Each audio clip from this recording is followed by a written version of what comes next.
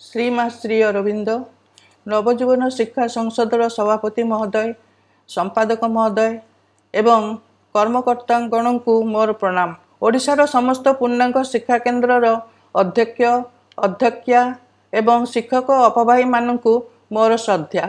प्रत्येक वर्ष परी एई वर्ष टीचर्स मीट अनुष्ठित हेउछि। एई वर्ष यह ऑनलाइन माध्यम होई आम समस्त को जोग देवा पई सुजोग देइछि। श्री अरविंदर पूर्ण जोगरे पाठचक्र हेउछि मूल भित्ति, पूर्णांग शिक्षा केन्द्र हेउछि परिप्रकाशर माध्यम। समस्त शिक्षक अपभाई एवं पाठचक्र समस्त कर्मकर्ता मानू यही कार्यक्रम मु स्वागत करुछि। अभिज्ञ अपभाई मानकर यही कार्यक्रम अनेक किछि आमे शुणा पाइबा। ऑनलाइन कार्यक्रम हेइथिबारु माँ आम समस्त को जोग देवा पई सुजोग देइथिबारु मो माँ को कृतज्ञता जनाउछि। धन्यवाद।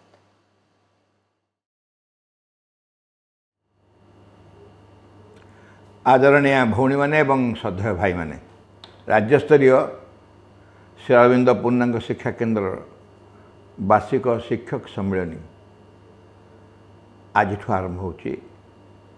अक्टोबर 8, 9, 10 और 11 4 दिन धरी अनुष्ठित हो। एक्चुअली 8, 9, 10 3 दिन हम शिक्षक सम्मेलन एवं 11 हम न्यू लाइफ एजुकेशन ट्रस्ट नवजीवन शिक्षा संसदर साधारण परिषद बैठक, जोटा गत वर्ष हो पार नाला आम घुंचेलु ए वर्ष करने एवं ता सांगे सुवर्ण जयंतीर उद्यापन उत्सव करने सिद्धांत करूँ, किंतु पुणी परिस्थिति कंटिन्यू करुच्ची। तो से भली तेणु ऑफलाइन मीटिंग करिया संभव होनी, तेणु उद्यापन उत्सव करें आम। भविष्य परवर्ती अवस्था देखा कौन करा किंतु एटा आ जनरल बॉडी जोटा ताकू घुंचे हेबनी, तेणु आम ताकू 11 तारीख ए वर्ष करूँ। तेबे ये जो शिक्षक सम्मेलन वर्तमान भाई भाई मैंने सबुठू सत कथा कहतु, आमर कौन दरकार पड़ुची भितर ए शिक्षक सम्मेलन रे अधिकांश स्कूल बंद बोली कहूँ। मत कहीं लगुच बर्तमान जी समस्ते कर्मव्यस्त अच्छा, समग्र राज्य रे समस्ते एते कर्मव्यस्त अच्छा, गोटे एते पॉजिटिव इम्पैक्ट सब काम चली। ऑनलाइन रे बराबर मीटिंग हो सब चली, सब शिक्षा केन्द्र कर्मी माने एनगेज, शिक्षा प्रसंग आलोचना चली। जिला सम्मेलन, ब्लॉक सम्मेलन, जोन सम्मेलन केते कौन कार्यक्रम चली। एथरे आमर भितर आउ स्कूल बंद कि स्कूल खोला ये सब विषय वो मत चिंता कर सत्य बेल भी मिलूनी एत प्रकार कार्यक्रम, किंतु ता सहित एकता स्वाभाविक जे स्कूल सब बंद हवा उतर पिला आसुना, पिला न आसा उतर आम मन दुख, आम खुशी नुह। आम स्कूल न खोलिया पर्यंत आम मन खुशी होनी, कहीं आम पिला दरकार अनुष्ठान सर्वमोट सबकि पिला निश्चय दरकार। आम पिला माने घरे रही जाए पिला माने खाली सेतिक नुह भाई भौणी मैंने, पिला माने भी बहुत टर्चर होते। समय सबुठार बेस यदि कष्ट पर्यटन छुआ माने घरे रही व्यस्त विरक्त हो गले, खाली स्कूल स्कूल होचन समस्त। एवं सेतिक बेले अन्यान्य समस्या सामूहिक भाव में आसूची, स्वाभाविक भाव में विभिन्न प्रकार समस्या आसूची आम पाखे, किंतु तथापि 2 वर्ष गड़ी सारा आमको गोटे चैलेंज फेस करा पड़ी। ए 2 वर्ष भितर ए चैलेंज रे आम केमती सम्मुखीन होचु केमती अतिक्रम कर गोटे बहुत बढ़िया एक्सपीरियंस माँ आमको देछन। आमे 2टा सुजोग अच्छी, आम हताश हो पारू, डिप्रेस हो पारू,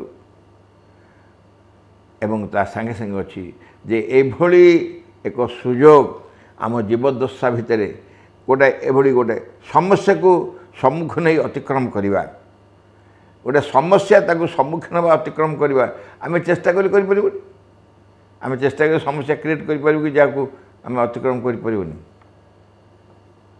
आमर एई जो कार्यक्रम ए कार्यक्रम भितरे आम चेष्टा कर प्रकाश करने जे सतरे चैलेंज कौन आम चैलेंज कौन एवं तुम केमती आम सम्मुखीन होचु एवं केमती एक्सपीरियंस कर निज जीवन में केमती अनुभव करुचु एटा हूँ सबुठ गुरुत्वपूर्ण कथा समस्त ये गोटे टेस्ट समस्ते जिते जन आम अच्छु शिक्षार कार्य करुचु समग्र ओडिशा रे जिते अपाबाई हूँ परिचालन समिति व्यक्ति मैंने हूँ एपरी गार्डियन मैंने भी हूँ छात्र छात्री मैंने निश्चिंत पिला माने आमर ए समस्ते समस्ते गोटे बेस आह्वान सम्मुखीन होमें एवं यही आह्वान यही 2 वर्ष भर जमी आसला आम जीवदशा भितर आसीनी एटलिस्ट आम जो मैंने अपेक्षाकृत अधिक वर्षर अनुभव नहीं सारूँ आम समस्ते कहबू जे आम जीवदशा भितर आम एभली कौन से चैलेंज फेस करनु बर्तमान ये चैलेंज फेस करी चैलेंज को अतिक्रम कर बसिलुणी कौन लगुच हमको गोटे युद्धरे विजयर सूचना एवं युद्धरे विजय करियारे जो आनंद थाए से आनंद आमठू कहीं छड़े नहीं पारिबनी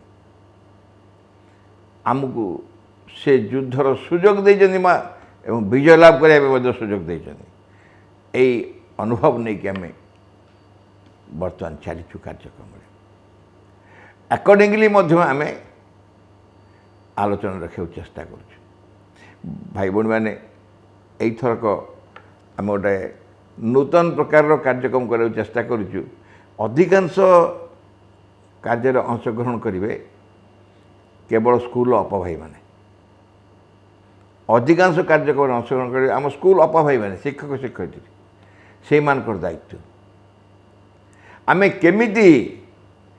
केमिति आमे गत 2 वर्ष अतिक्रम करूँ आमर अनुभव कौन थिला गत 2 वर्ष भितर आम अनुभव कौन थिला ए विषय रे आमे ओडिशार विभिन्न पूर्णांग शिक्षा केंद्र अपभाई मानू अनुरोध करचु एवं से भितर 4 जन आप कहे my experience of last 2 years गत 2 वर्ष भितर 2 वर्ष मोर अनुभव कौन गत 2 वर्ष भितर अनुभव कौन जो प्रकार सिचुएसन रे आमको सम्मुखीन होगा पड़ी ए सिचुएसन रे मो अनुभव कौन है हताश होगापी सब सुजोग थिला मो हताश हेली ना नाई ताऊ सम्मुखीन हेली केमती से संपर्क रे आमर 4 जन स्कूल अपभाई आपन को किसी सूचना देवे एवं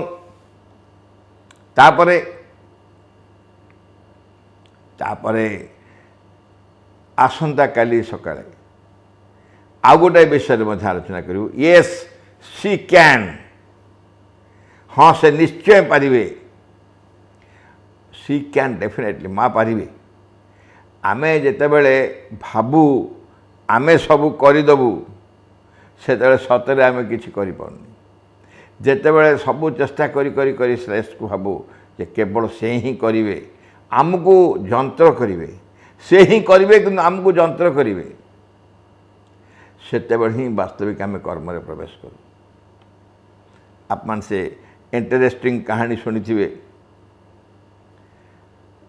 शिवबिंद पाखे शिष्य मैंने बसते आलोचना करू जड़े शिष्य कहले शिवबिंद को प्रभु मु बहुत चेष्टा कली शेष को देखिली जे आपण को कृपा बिना किसी भी संभव नुहे से कहले तुम चेष्टा सफल हो तुम चेष्टा सफल हो अर्थात तुम जो चेष्टा करी लास्ट को अनुभव कल जे प्रभु को कृपा बिना किसी संभव नुहे सेटा ही तुमको दरकार था अनुभव करवा तेणु आमे भी सेमती आमे सबू चेष्टा कला जानलु सी ही केवल करेंगे से निश्चय करेंगे येस सी कैन हाँ से पारे एवं से आम 4 जन स्कूल अपभाई भितर आमको किसी अनुभव कहे येस सी कैन एवं तृतीय दिन 10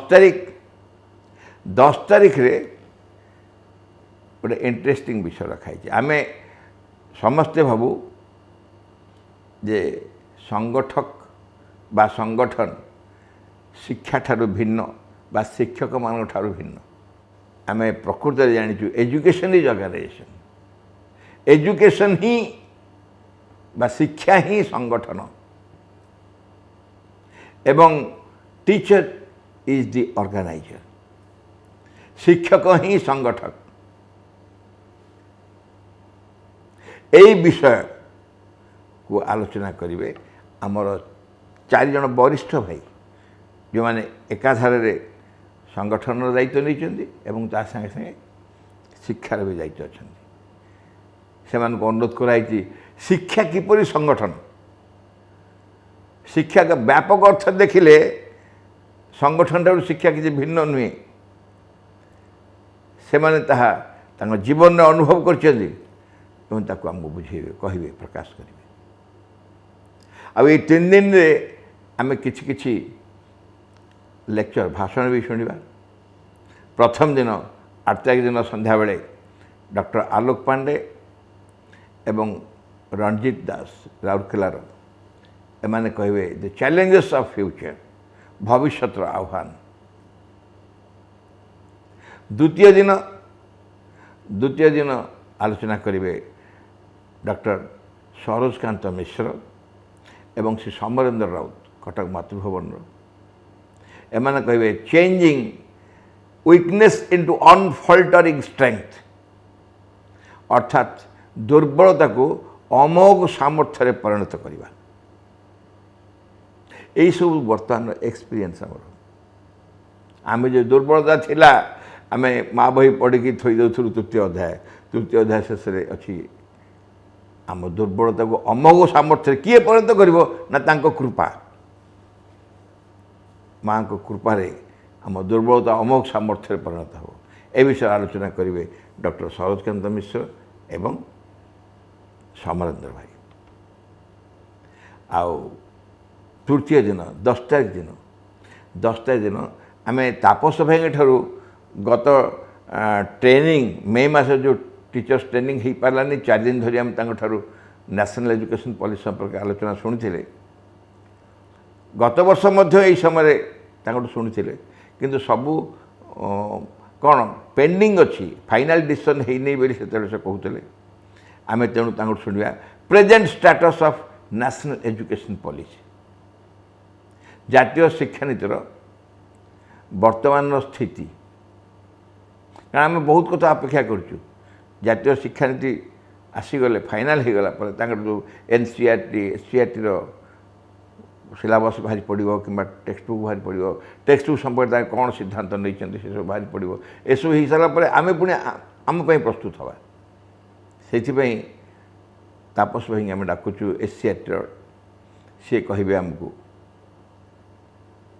present status of national education policy जातीय शिक्षानीतिर वर्तमान स्थिति एवं से दिन उपसंहार करेंगे मामू आम उपसंहार करेंगे ये 3 दिन टीचर्स मीट सरला 11 तारिख दिन सकाळ बेला आमर साधारण परिषद बैठक एवं साधारण परिषद बैठक रे मु कही ट्रस्टर मेंबर को माने ट्रस्टर साधारण परिषद मेंबर किए प्रत्येक व्यक्ति जे पूर्णांग शिक्षा केंद्र सहित संपृक्त including all parents all teachers all management member सबू अनुष्ठान जी अच्छे समस्त जनरल बॉडी मेंबर तेणु से दिन मीटिंग रे फ्री कॉन्फ्रेंस तो हम ही हम कहीं आम रेकर्डिंग करें क्या प्रश्नोत्तर भी अच्छी आप प्रश्न करेंगे उत्तर दिहब तेणु आपण मैंने समस्त जोगदेवे समग्र राज्यर सबुआड़ समस्त जोगदेवे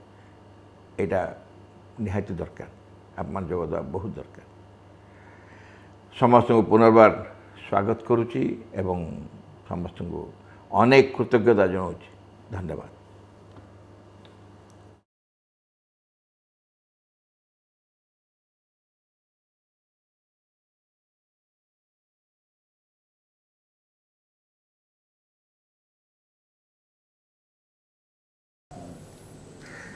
हे संकल्पित छंदर अधीश्वर ତୁମେ ଜୀବନ ବନ୍ଧୁ ହେ ବିଶ୍ୱର, ତୁମେ ପୂର୍ଣ୍ଣ ସାକାର ପୁଣି ଶୂନ୍ୟ ନିରାକାର, ତୁମେ ଚିରନ୍ତନ ସତ୍ୟ ଏହି ମହାସୃଷ୍ଟିର, କୋଟି ପ୍ରଣତି ଘେନ ହେ ବିଶ୍ୱଜନର।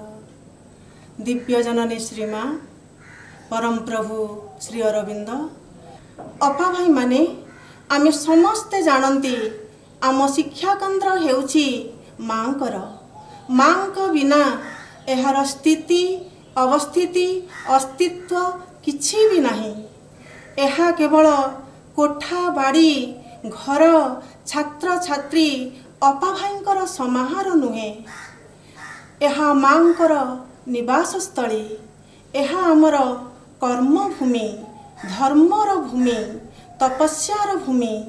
ଏହାର ଛତ୍ରେ ଛତ୍ରେ ଗୁଞ୍ଜରିତ ହୁଏ ମାତୃ ନାମର ଓଙ୍କାର ଧ୍ୱନି, ଆଉ କୋମଳମତି ଶିଶୁଙ୍କର ଓଷ୍ଠ ଓ ଚକ୍ଷୁରେ ଥାଏ ମାଙ୍କର ସ୍ୱାକ୍ଷର। ମା ଆମ ସାଙ୍ଗରେ ପରା ଅଛନ୍ତି, କୌଣସି ବାଧା ବିପତ୍ତି ଆମକୁ ଦୋହଲାଇ ପାରିବ ନାହିଁ। ଏହି ବିଶ୍ୱାସ, ଏହି ଭରସା ଆମର ନଥିଲେ ଆମେ ଏତେ ବଡ଼ ଗୁରୁଦାୟିତ୍ୱ ତୁଲାଇ ପାରିବା କେମିତି? ଆପାତତଃ 2 ବର୍ଷରେ ଆମ୍ଭେମାନେ କ'ଣ କିପରି କରୁଛନ୍ତି, ମାଙ୍କ ଅନୁଷ୍ଠାନ କେମିତି ଚାଲିଛି, ଅପା ଭାଇମାନେ କେମିତି ଅଛନ୍ତି, ଆଉ ଆମେ କ'ଣ କରିପାରିବା, ଏହାର ଅନୁଭବ ଅଭିଜ୍ଞତା ପରସ୍ପର ମଧ୍ୟରେ ବାଣ୍ଟି ଆମେ ମାଙ୍କୁ ଡାକି ଲକ୍ଷ୍ୟ ପଥରେ ଆଗେଇ ଯିବା ହେଉଛି ଆମର ବର୍ତ୍ତମାନର କର୍ତ୍ତବ୍ୟ। ଯେଉଁ ଦିନଠାରୁ କୋଭିଡ଼ ପାଇଁ ସ୍କୁଲ ବନ୍ଦ ହେଲାଣି, ତା ପରଦିନଠାରୁ ଆମେ ସନ୍ଧ୍ୟାବେଳେ ଏକ ଦୀପ ଜାଳି ଦୁର୍ଗା ସ୍ତୋତ୍ର ପାଠ କରୁ ଓ ମାଙ୍କ ନାମ ଜପ କରୁ। କିପରି ଏହି ମହାମାରୀ କୋଭିଡ଼ ପୃଥିବୀରୁ ଦୂର ହୋଇଯାଉ ବୋଲି ମାଙ୍କୁ ଆକୁଳ ନିବେଦନ କରୁ ଓ ସେଇଠି ବସି ପ୍ରତ୍ୟେକ ଦିନ ପାଠଚକ୍ର କରୁ। ଏହି ପାଠଚକ୍ରରେ ଆମର ମାତୃ ରଚନାବଳୀ 2ୟ ଓ 3ୟ ଖଣ୍ଡ ଆମେ ଶେଷ କରିଛୁ, ଆଉ 14ଦଶ ଖଣ୍ଡ ଆମେ ପଢ଼ୁଛୁ। ଏହାଛଡ଼ା ଅନଲାଇନରେ ହେଉଥିବା ବିଭିନ୍ନ ପାଠଚକ୍ରରେ ମଧ୍ୟ ଆମେ ଯୋଗ ଦେବାର ସୁଯୋଗ ପାଇଛୁ, କାରଣ ଏହା ଆମ ଜୀବନର ମୌଳିକ ଆବଶ୍ୟକତା। ଏହା ବ୍ୟତୀତ ପୂର୍ଣ୍ଣାଙ୍ଗ ଶିକ୍ଷାରେ ଛାତ୍ରଛାତ୍ରୀ, ଅପା ଭାଇ, ଅଭିଭାବକ, ପରିଚାଳନାର ଅପା ଭାଇ ସମସ୍ତେ ପୂର୍ଣ୍ଣାଙ୍ଗ ପ୍ରସ୍ତୁତି କ୍ଷେତ୍ରରେ ସେନା ଆଉ ସୈନିକ। ତେଣୁ ଏହି ସମୟରେ ସମସ୍ତଙ୍କ ସହିତ ସମ୍ପର୍କ ରଖିବା ଆମର ପରମ କର୍ତ୍ତବ୍ୟ। ଏହାରି ଭିତରେ ଅଧ୍ୟୟନରତ ପିଲାମାନଙ୍କର ଅନୁପସ୍ଥିତି ସବୁବେଳେ ଅନୁଭବ ହେଉଥାଏ ଓ ପରିବେଶ ଖାଲି ଖାଲି ବି ଲାଗୁଥାଏ। ଆମେ ଯେଉଁ ଅନଲାଇନ୍ କ୍ଲାସ୍ କରୁଥିଲୁ, ସେଥିରେ ପାଠଚକ୍ର କ୍ଲାସ୍ ନିଶ୍ଚିତ ଭାବରେ ହେବା ପାଇଁ ସ୍ଥିର କରିଥିଲୁ। ହଠାତ୍ ସ୍କୁଲ ବନ୍ଦ ହେବା ଯୋଗୁଁ ଅଭିଭାବକମାନେ ପଇସା ପତ୍ର ସବୁ ଦେଇପାରି ନଥିଲେ। ତେଣୁ ଆମ ଅପା ଭାଇମାନଙ୍କୁ ଆମେ ପ୍ରତି ମାସର ହୋନାରିୟମ୍ ନିର୍ଦ୍ଧାର୍ଯ୍ୟ ଦିନରେ ଦେଇପାରୁନଥିଲୁ। ଏହି ସମୟରେ ଆମ ଅନୁଷ୍ଠାନର ଆର୍ଥିକ ସମସ୍ୟାର ସମାଧାନ ପାଇଁ ଆମେ ଛାତ୍ରାବାସରେ ରହୁଥିବା ଅପାମାନେ ଅଣ୍ଟା ଭିଡ଼ିଲୁ।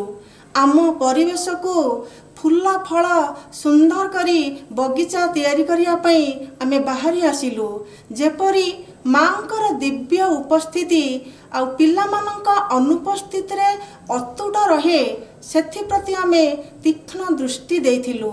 ଆଉ ପିଲାଙ୍କ ଅନୁପସ୍ଥିତିରେ ମଧ୍ୟ ଆମର ଫୁଲ ଫଳ ବଗିଚା ହସୁଥାଏ।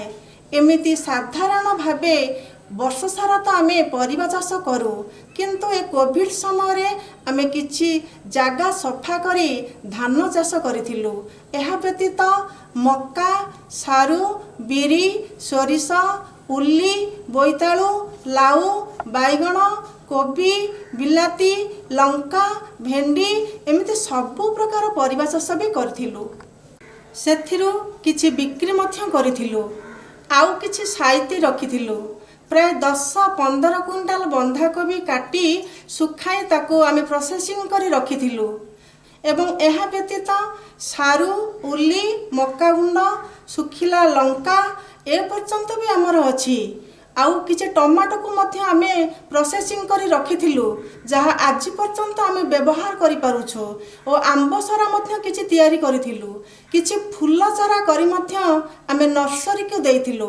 हमर जने अप्पा कहिले एतिकी गछ मात्र 500 कि 1000 टंका हेबो कि नाही कोन देबा बिक्री करिवा नाही।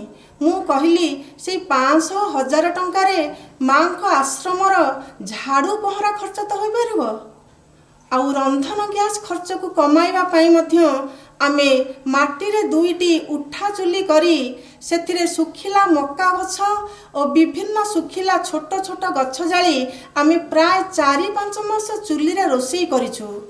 चाउल बस्ता जरी रे मध्य पिला मानकर बसिबा पाई पट्टी सिलाई करिथिलु आउ मध्य किछि धूप निजे तयारी करी मां को पाखरे देउथिलु। आमे जानंती टोपे टोपे जल मिसी समुद्र होइथाए और गोटिए गोटिए बाली खेयर मध्य गातटिए सृष्टि हो जाए। एहीपरि दिन पर दिने दिन बीतु थाए मध्य स्कूल खोलु न थाए बरं केतेक अभिभावक किछि टीसी नहीं जाउ थांती। एथिरे आमे आदौ विचलित हेउ न थाउ कारण केते टीसी नेले हमर ताहा लक्ष्य नुहे। आमर लक्ष्य जेतिके पिला अछंती तांकु नहीं चालिबु तांको पाखरे पहुँचबू माँ को कथा जणाइबू पाठ पढ़ाइबू आउ अधिकांश अनुष्ठानर अपा भाई एथिपाई बहुत व्यस्त और विचलित हेउथांती। किंतु ए अवस्था कौन आमर सबुदिन रहिबो एहा आसीछि चली जीवो माँ तो आम पाखरे अछंती ना आमे काहेकि व्यस्त हबा। एही भली स्कूल बंद थिबा बेले भारी मने पड़ुथाए आम पाखापाखि माँ को स्कूल अपा भाई माने केमिति अछंती माँ को अनुष्ठान केमिति अछि देखि आसिबाकू भारी इच्छा होथाए। हेले कोविड कटकणा पाई आमे जाई पारु नथिलु किंतु कोविड नियम कोहल हेबा परे आमे आम स्कूल सेक्रेटरी केदार भाई प्रेसिडेंट शांति भाई और 3-4 जन अपा भाई मिसी आम पाखापाखि 3टी ब्लॉक रो सब पूर्णांग शिक्षा केन्द्र को जाइथिलु। परस्पर मध्यरे आलोचना करी ए परिस्थितिर मुकाबिला करिया पई समस्ते एकाठी बसी माँ को प्रार्थना करिथिलु। एहारी भितरे प्रभु श्री अरविंदंकर 150तम जन्म जयंती पई प्रस्तुत कार्य भी चली थाए। केमिति सबु अभिभावक मानक घरे आमे पाठचक्र करिवु पाख पड़ोसी घरे पाठचक्र करिवु और पाखापाखि सरकारी स्कूल मानकरे जाई माँ को कथा पहुँचेबू सेथिपाई आमे सबु प्रस्तुत रे मध्य लागि थाउ। एबे हमर स्कूल 1:30 रे ओभर होउची तेणु ओपर ओली पाखापाखि गाँ को जाई आमे प्राय 30 रु 35टी पाठचक्र करिछु और 4-5टी सरकारी स्कूल को जाई श्री अरविंदंकर पृथ्वी को आसीबार उद्देश्य मनुष्य जीवनर लक्ष्य और श्री अरविंदंक 5टी स्वप्न और 3टी पागलामी इत्यादि विषय रे आमे पिलांको बुझाउछु और पाठचक्र करी आसुछु। आउ एई अगस्ट 15 रु गोटिए दीप माँ को रूम रे प्रज्वलन करुछु। यह 2022 अगस्ट 15 पर्यंत प्रज्वलित हेबो। समस्तंक भितरे सेही दिव्य आलोक प्रज्वलित हेउ बोली आमे माँ को प्रार्थना करुछु। समस्तंक अंतर भितरु सेही अंधकार आउ तामसिकता दूर हो बोली आमे माँ को प्रार्थना करुछु। आउ आमे गोटिए प्रार्थना खाता मध्य करिछु जेउ आडे पाठचक्र पाई आमे जाउछु माँ को पाखरे प्रार्थना लेखिके जाउछु। माँ तुम्हें कृपा करी समस्ती को तुमको जानिबार कृपा कर समस्ते जेपरी तुमको जानी पारिबे और बुझी पारिबे। और आमर 9th और 10th क्लास पिलांकर क्लास रे आमे श्री अरविंदंक 5टी स्वप्न और 3टी पागलामी संपर्क रे किछि किछि आलोचना करुछु और पिला माने किपरि मने रखि पारिबे ताकु मध्य आमे गुरुत्व दउछु। श्री अरविंदंक 150तम जन्म जयंती पाई पाठचक्र और माँ को काम पाई जो खर्च हेब ताहा आमे स्कूल उपरे अधिक बोझ न देई आमे प्रस्परटी नहीं समर्पित भाव रे माँ को काम करुथिबा 6 मासर अर्थ को आमे श्री अरविंदଙ୍କ 150तम जन्म जयंती उपलक्षे खर्च करिबु बोली स्थिर करिछु। जदि अधिक आवश्यक पड़े धान परिबा बिक्री टंकारु मध्य किछि खर्च करिबु बोली स्थिर करिछु। एही भली भाबरे प्राय 1.5 वर्ष 2 वर्ष हेब ए जटिल परिस्थिति रे मां को डाकी आगे चलीछु। सबु अवस्थारे सर्वदा माँ आम संगरे अछंती एही दृढ़ विश्वास और निर्भयता को नहीं आमे भविष्यतर प्रस्तुत पाई आमर बाम हाथ रे पिलामानंक हाथ को धरिछु और डाहाण हाथ माँ को आड़ को बढ़ई दे सेही अनागत भविष्यत दिगरे आगे चलीछु। करुणामयी माँ परम प्रभु श्री अरविंद विगत 2 वर्ष मो जीवन रे एक नुआ मोड़ आनी बहु अभिज्ञता मु हासिल करिछि। हठात जिते बेले आम आखि आगे आसिकी ए पैंडेमिक सिचुएशन छिड़ा जो कि आमको घरे रहिबाकू पड़िला, विद्यालय सब बंद रहिला।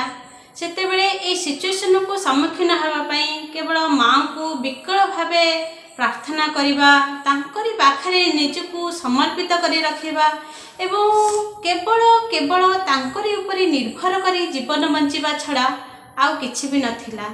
प्रति मुहूर्त रे माँ को प्रार्थना करिबा, तांको मने पकेबा जेमिति जीवनर मूल मंत्र पालटि जाइथिला। लागुथिला बोध हुए ए आम पई एटा माँकर कृपा, कारण दैनंदिन जीवनर कार्यव्यस्तता भितर एसबू सहजरे संभव हो पार नथिला, जहाँ सेते बेले स्वतः स्फूर्त भाव हो पारुथिला। मने होउथिला आमे जेउथि पई श्री अरविंदक पूर्णांग शिक्षा केन्द्र रे निजको शिक्षक भाव नियोजित करिथिलु, बोध हुए पिलामानक शिक्षा देबा, तांको अग्रगति पई चिंता करिबा, नुआ नुआ कार्यक्रम मान करिबा एवं विभिन्न दिगरु गवेषणा करिबा भितरे कोठी ना कोठी आमे मूल लक्ष्य ठारू दूरे जाइथिलु। जोथिपाई आम पाखक एमिति एक परिस्थिति आसीची आमको टिके अंतर्मुखी करिबा पई एवं निजको भल भाव प्रस्तुत करिबा पई एक सुजोग आसीची। एई सुजोग को हाथ छड़ा न करी प्रतिदिन स्वाध्याय करिबा एवं ऑनलाइन पाठचक्र रे जोग देबा, किछि लेखा लेखी करिबा एवं निजर अग्रगति पई प्रस्तुत होला भली अनेक कार्य रे मु निजको नियोजित करिथिली। जदिओ विद्यालय बंद थिला किंतु शिक्षा दिगरे अग्रगति पई मु विभिन्न प्रकार कार्यक्रम मान चालू रखिथिली। घरटी मोर जेमिति विद्यालय पालटि जाइथिला, कारण मो घरे मो झियो सह मु पड़ोसी घरर पिलामानकु नै विभिन्न प्रकार कार्यक्रम कराउथिली। से माने पाठपढ़ा सहित चित्र करिबा, विभिन्न प्रकार खेल खेलिबा, संगीत शिक्षा करिबा, नृत्य शिक्षा करिबा एवं हस्तकर्म तैयारी करिबा, एमिति अनेक कार्य रे से माने लागि रहुथिले एवं तांको सह मु मध्य प्रत्येकटी कार्य करुथिली। किछि दिन पिला माने एई भली भाबे कार्य कला परे आमे तांको भितरे अनेक प्रकार प्रतिभा देखिबाकू पाइथिलु, जोटा कि आमे आगुरु जानि नथुलु जे ए छुआ भितरे एमिति एक सामर्थ्य अछि बोली। जदिओ झियो श्री अरविंद पूर्णांग शिक्षा केन्द्र रे पढ़े, किंतु आम पड़ोसी घर रे 3 जण छुआ से माने जेते बेले ए दिगरे काम कले ताको अभिभावक माने कहंती जदि एमिति एक परिस्थिति आसी न थांता हुए तो तांको पिला माने एभली कार्यक्रम करिवार सुजोग पाई न थांते। केबे भी एतिकी समय भितरे अनेक प्रकार खेल से माने शिखिचंती, सुविधा पाई न थांते, कारण सबु बेले विभिन्न प्रकार चाप थाए छुआ मानक पई। जेहेतु से मानक एमिति एक मुक्त परिवेश मिलला, सबुठारु बड़ कथा हैला पिला माने प्रत्येकटी कार्य आग्रह सहकारे करथिले, तांको पई परिवेशटी सेमिति सृष्टि करा जायथिला एवं विभिन्न प्रकार उपकरण तांको जोगाई दिया जायथिला। से माने आग्रह सहकारे सबु काम रे लागुथिले, तांको सहित मु मध्य सबु कामटा को निजे करूथिली। मो अनेक वर्ष शिक्षकता करिबा परे जेते बेले मोई किछि वर्ष पूर्व प्री प्राइमरी काम करिबा आरंभ करथिली, सेते बेले पिला मानक पई शिक्षण उपकरण प्रस्तुत बेले चित्र करिबा एवं विभिन्न प्रोजेक्ट अनुसाई अनेक प्रकार गीत नुआ नुआ गीत पर आवश्यक होतिला। मु सेते बेले अन्य मानक ऊपर निर्भर करूथिली, केते बेले को भाई को ऊपर तो केते बेले अप्पा, केते बेले आम विद्यालय रो बड़ पिला मानक ऊपर निर्भर करथिली, कारण ए सब मो द्वारा हेउ नथिला। କିନ୍ତୁ ଭିତରେ ଗୋଟେ ଇଚ୍ଛା ଥିଲା ଯେ ଏସବୁ ମୋ ଦ୍ୱାରା ହୁଅନ୍ତାନି। ଯଦିଓ ମୁଁ କେବେ ସେମିତି ପ୍ରୟାସ କରିନି ବା ଅବସର ପାଇନଥିଲି, କିନ୍ତୁ ଏଇ ସମୟତକ ଭିତରେ ଅନେକ ସାମର୍ଥ୍ୟ ମୁଁ ଅର୍ଜନ କରିଛି, ଯେଉଁଟାକି ମୋର ଇଚ୍ଛା ଥିଲା ତାହା ଆଜି ପୂରଣ ହୋଇପାରିଛି। ମୁଁ କବିତା ଲେଖିପାରୁଛି, ବିଭିନ୍ନ ପ୍ରକାରର ଷ୍ଟଡି ମେଟେରିଆଲ ତିଆରି କରିବା ହେଉ ବା ପ୍ରୋଜେକ୍ଟ ଅନୁସାରେ ଆକ୍ଟିଭିଟି ମାନ ପ୍ରସ୍ତୁତ କରିବା ହେଉ କି କିଛି ହସ୍ତକର୍ମ ତିଆରି କରିବା, ଚିତ୍ର କରିବା, ଅନେକ ସାମର୍ଥ୍ୟ କେବଳ ଶିକ୍ଷା ଦିଗରେ ନୁହେଁ, ଘରୋଇ ମଧ୍ୟ ଅନେକ ସାମର୍ଥ୍ୟ ଏବଂ ଗୋଟେ ବଗିଚା ସେ ସୃଷ୍ଟି କରିବା, ଅନେକ କାମରେ ମୁଁ ସାମର୍ଥ୍ୟ ଅର୍ଜନ କରିଛି। ଯଦିଓ ଆମେ 6 ମାସ ପର୍ଯ୍ୟନ୍ତ ଆନୁଷ୍ଠାନିକ ଦୃଷ୍ଟିରୁ ପିଲାମାନଙ୍କ ପାଇଁ କିଛି କରିନଥିଲୁ, କେବଳ ପିଲାମାନଙ୍କୁ ଘରକୁ ବହି ପଠାଇ ଦିଆଯାଇଥିଲା, ପିଲାମାନେ ଘରେ ରହି ପାଠ ପଢ଼ୁଥିଲେ। ଆମର ଅନ୍ୟ ଅନୁଷ୍ଠାନ ଭଳି ଅନଲାଇନରେ କ୍ଲାସ୍ କରିବା ଆମ ପାଇଁ ସମ୍ଭବ ନଥିଲା, କାରଣ ଆମର କେତେକ ଅପା ଭାଇଙ୍କ ପାଖରେ ସ୍ମାର୍ଟଫୋନ୍ ଥିଲାନି, ତ ପୁଣି କେତେକ ପିଲାଙ୍କ ଘରେ ମଧ୍ୟ ସ୍ମାର୍ଟଫୋନ୍ ନଥିଲା।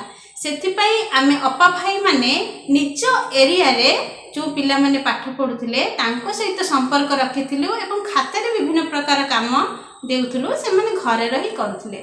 ପରେ ପରେ କିଛି ଦିନ ପରେ ଏବଂ ପ୍ରଥମରୁ ତୃତୀୟ ଶ୍ରେଣୀ ପିଲା ପର୍ଯ୍ୟନ୍ତ ପିଲାମାନଙ୍କୁ ଆମେ ସାପ୍ତାହିକ ଅନୁସାରେ କାମ ଦେଉଥିଲୁ, ସେମାନେ ଘରେ ରହି ପଢ଼ୁଥିଲେ।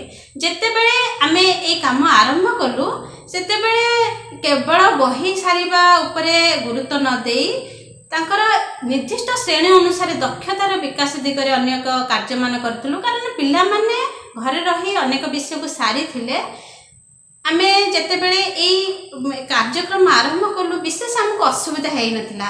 ସେଥିପାଇଁ ଆମେ ଅପା ଭାଇ ଅଭିଭାବକମାନଙ୍କ ସହିତ ଆଲୋଚନା କରି ତାଙ୍କ ପାଇଁ ଏକ ସ୍ୱତନ୍ତ୍ର ଗ୍ରୁପ କରିଥିଲୁ, ଯାହାର ନାମ ରଖାଯାଇଥିଲା କୁନି ତାରକା। ସେ କୁନି ତାରକାରେ ବିଭିନ୍ନ ପ୍ରକାର ରବିବାର 10ଟାରୁ 11ଟା ପର୍ଯ୍ୟନ୍ତ କାର୍ଯ୍ୟକ୍ରମ ହୁଏ। ସେତେବେଳେ ପିଲାମାନଙ୍କୁ ଗୋଟେ ମୁକ୍ତ ଭାବରେ କହିବା ପାଇଁ ସୁଯୋଗ ଦିଆଯାଇଥିଲା ଯେ ଏତେ ଦିନ ଯେଉଁ ବିଦ୍ୟାଳୟ ବନ୍ଦ ରହିଛି ତାଙ୍କର ଅନୁଭୂତି କ'ଣ। ପିଲାମାନେ ସବୁ କହିବା ଆରମ୍ଭ କରିଥିଲେ।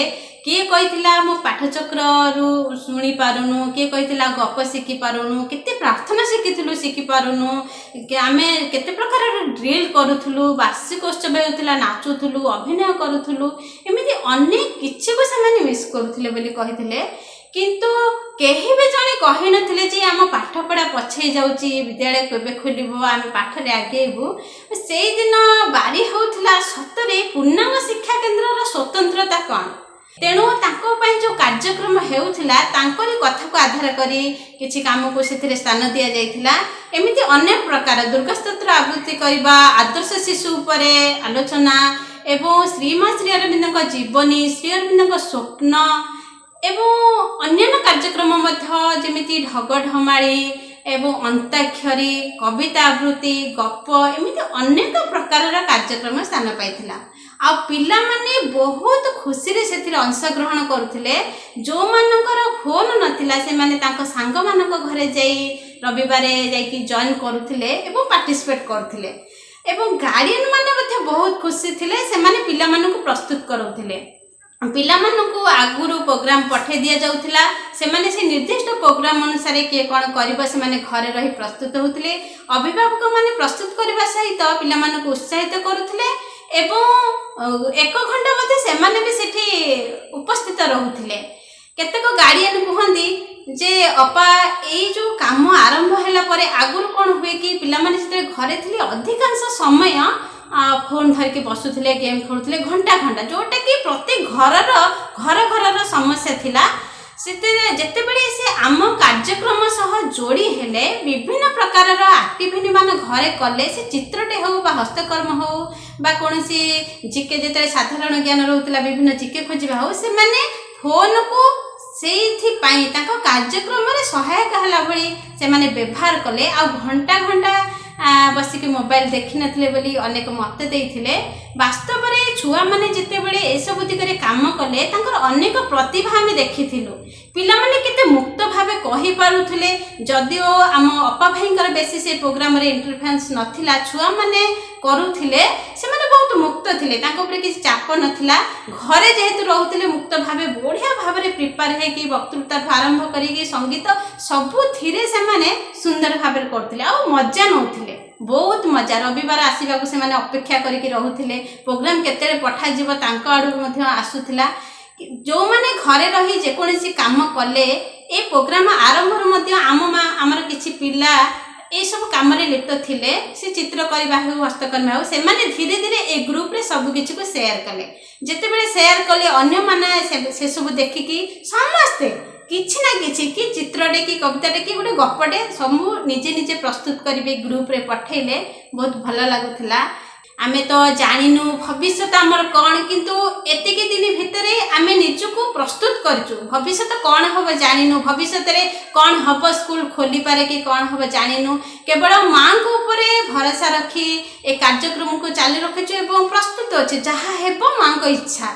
कारण जहाँ भी आम हेउची तांकरी कृपा एटा निश्चिंत ए सबू को आमे प्रस्तुत अच्छु जहाँ हेबो भल हेबो सबुठु बड़ कथा है आम अपा भाई माने जेहेतु आम अनुष्ठान आमे अपा भाई माने ही आमर संगठन माने अच्छु ये आमर सेमती बाहर लोकंकर बेसी इंटरफेरेंस नाही अपा भाई मानकर निष्ठापर भाव में गोटे भल मनोभाव नहीं कि काम करुछंती सेमिति हमको से दिगरु विशेष प्रतिक्रिया हैनी कारण आमे समस्ते अनुष्ठान अंश तेणुक समस्ते खुशी रे काम करुछंती जदिओ फाइनेंशियली केतनकर प्रॉब्लम है से माने माँ ही सब किछि सजाड़ी माँ को काम जी करिवो से असुविधा रहिबो ए कथा केबे न से को ना को माध्यम रे निश्चिंत आसीबो ए अनुभूति हम समस्तଙ୍କର अछि सबुठु बड़ कथा एबे वर्तमान जो अगस्त 15 ठारू जो प्रोग्राम आरंभ हो जाइछि श्री अरविंद 150तम जन्म पूर्ति अवसर रे जो नुआ अभियान आरंभ हो जाइछि ऑनलाइन पाठचक्र सह ऑफलाइन रे पाठचक्र मान मध्य आरंभ हो गलानी जो थरे कि आम पिला मानक सहित आम अभिभावक माने जोड़ी होउछंती एवं आमे पुराना पिला मानकु नै मध्य गोटे स्वतंत्र ग्रुप गठन करा जाइछि तांकर मध्य बैठक दी थर बसी छालानी से माने मध्य ऑनलाइन रे पाठचक्र रे जोड़ी होउछंती एवं ताको घरे मध्य पाठचक्र आरंभ हो गलानी ए जो पाठचक्र अभियान यही आम अनुष्ठान उद्देश्य अभिमुखी कराउची कारण आम अनुष्ठान उद्देश्य आम अनुष्ठान मूल भित्तिभूमि हूँ पाठचक्र आमर उद्देश्य थिला लक्ष्य थिला जे एई पिला मानक द्वारा एवं तांकर पितामाता माध्यम आम श्रीमा श्री अरविंद कार्य को त्वरान्वित कराइबा जहाँकि आज सफल होबारे लागिछि बहुत खुशी लगुच पुणी माने मूलरू गोटे शक्ति पुणी सामर्थ्य मिल जाऊँगी पाठचक्र माध्यम आम जहाँ प्रस्तुत निजक करुचु से जिते सामिल करुचु बहुत भल लगुच मुझे कही मोर वक्तव्य रखुची वंदे मातरम।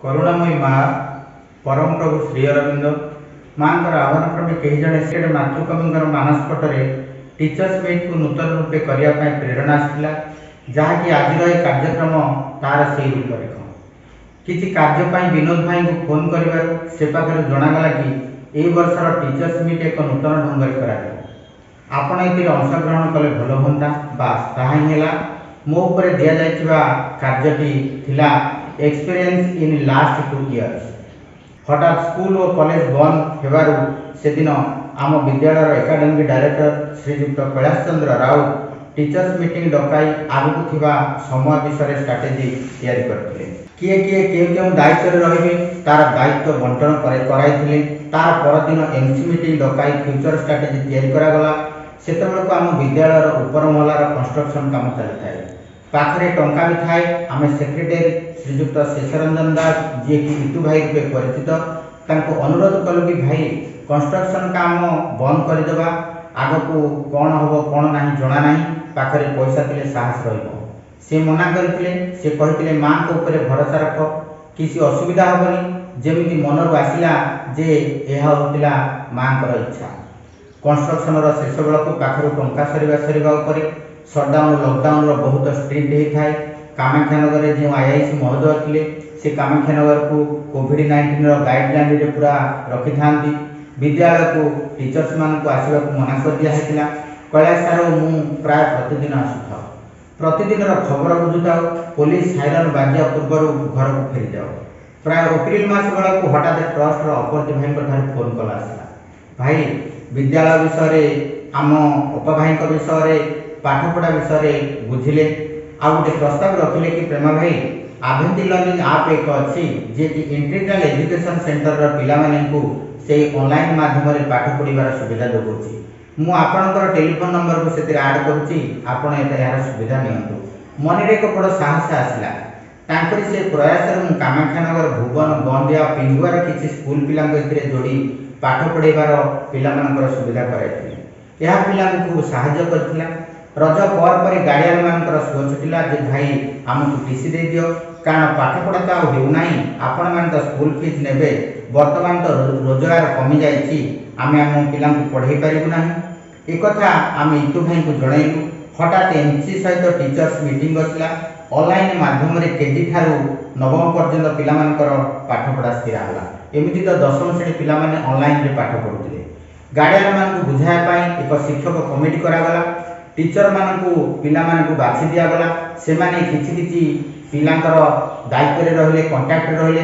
प्रति मास शेष रे पूणी मीटिंग बसिबो से मीटिंग रे से ऑलरेडी और सब कथा डिस्कशन हो से दिन मीटिंग रे इतु भाई हमकु मास श्री अरविंदंकर लेखा सांप्रतिक समाज रे घटुतिबा घटना पुराण आदि उदाहरण देई बुझाइले और आमर मनोबल को दृढ़ कले मां को ऊपर भरोसा रखा कहले तांको कथानुसार आम मातृ आश्रित आमर किछि हेबो नाही आम पाखरे किछि नाही किंतु से भगवती शक्ति आमको समस्त प्रकार विपदरू रक्षा करिवे मने मने मां को स्मरण कलु से मीटिंग रे इतु भाई खोला खोली घोषणा करथिले जे एही आतंक समय रे जदि कोनोसी उपभाई की कोनोसी प्रकार सहायता मोठार मागिबे बा मते फोन करिवे मु दबा पाई प्रस्तुत अछि निसंकोचन रे मते फोन करिवे एमसी मीटिंग रो निष्पत्ति क्रमे प्रति उपभाई को कोविड-19 रो सहायता स्वरूप 5000 रुपए दिया जिवो एथिरे अफेक्टेड परिवार को गोटे मासर राशन दिया जिवो जहाँ मेडिसिन खर्च लागिवो ताहा विद्यालय बहन करियो बोली स्थिर होइतिला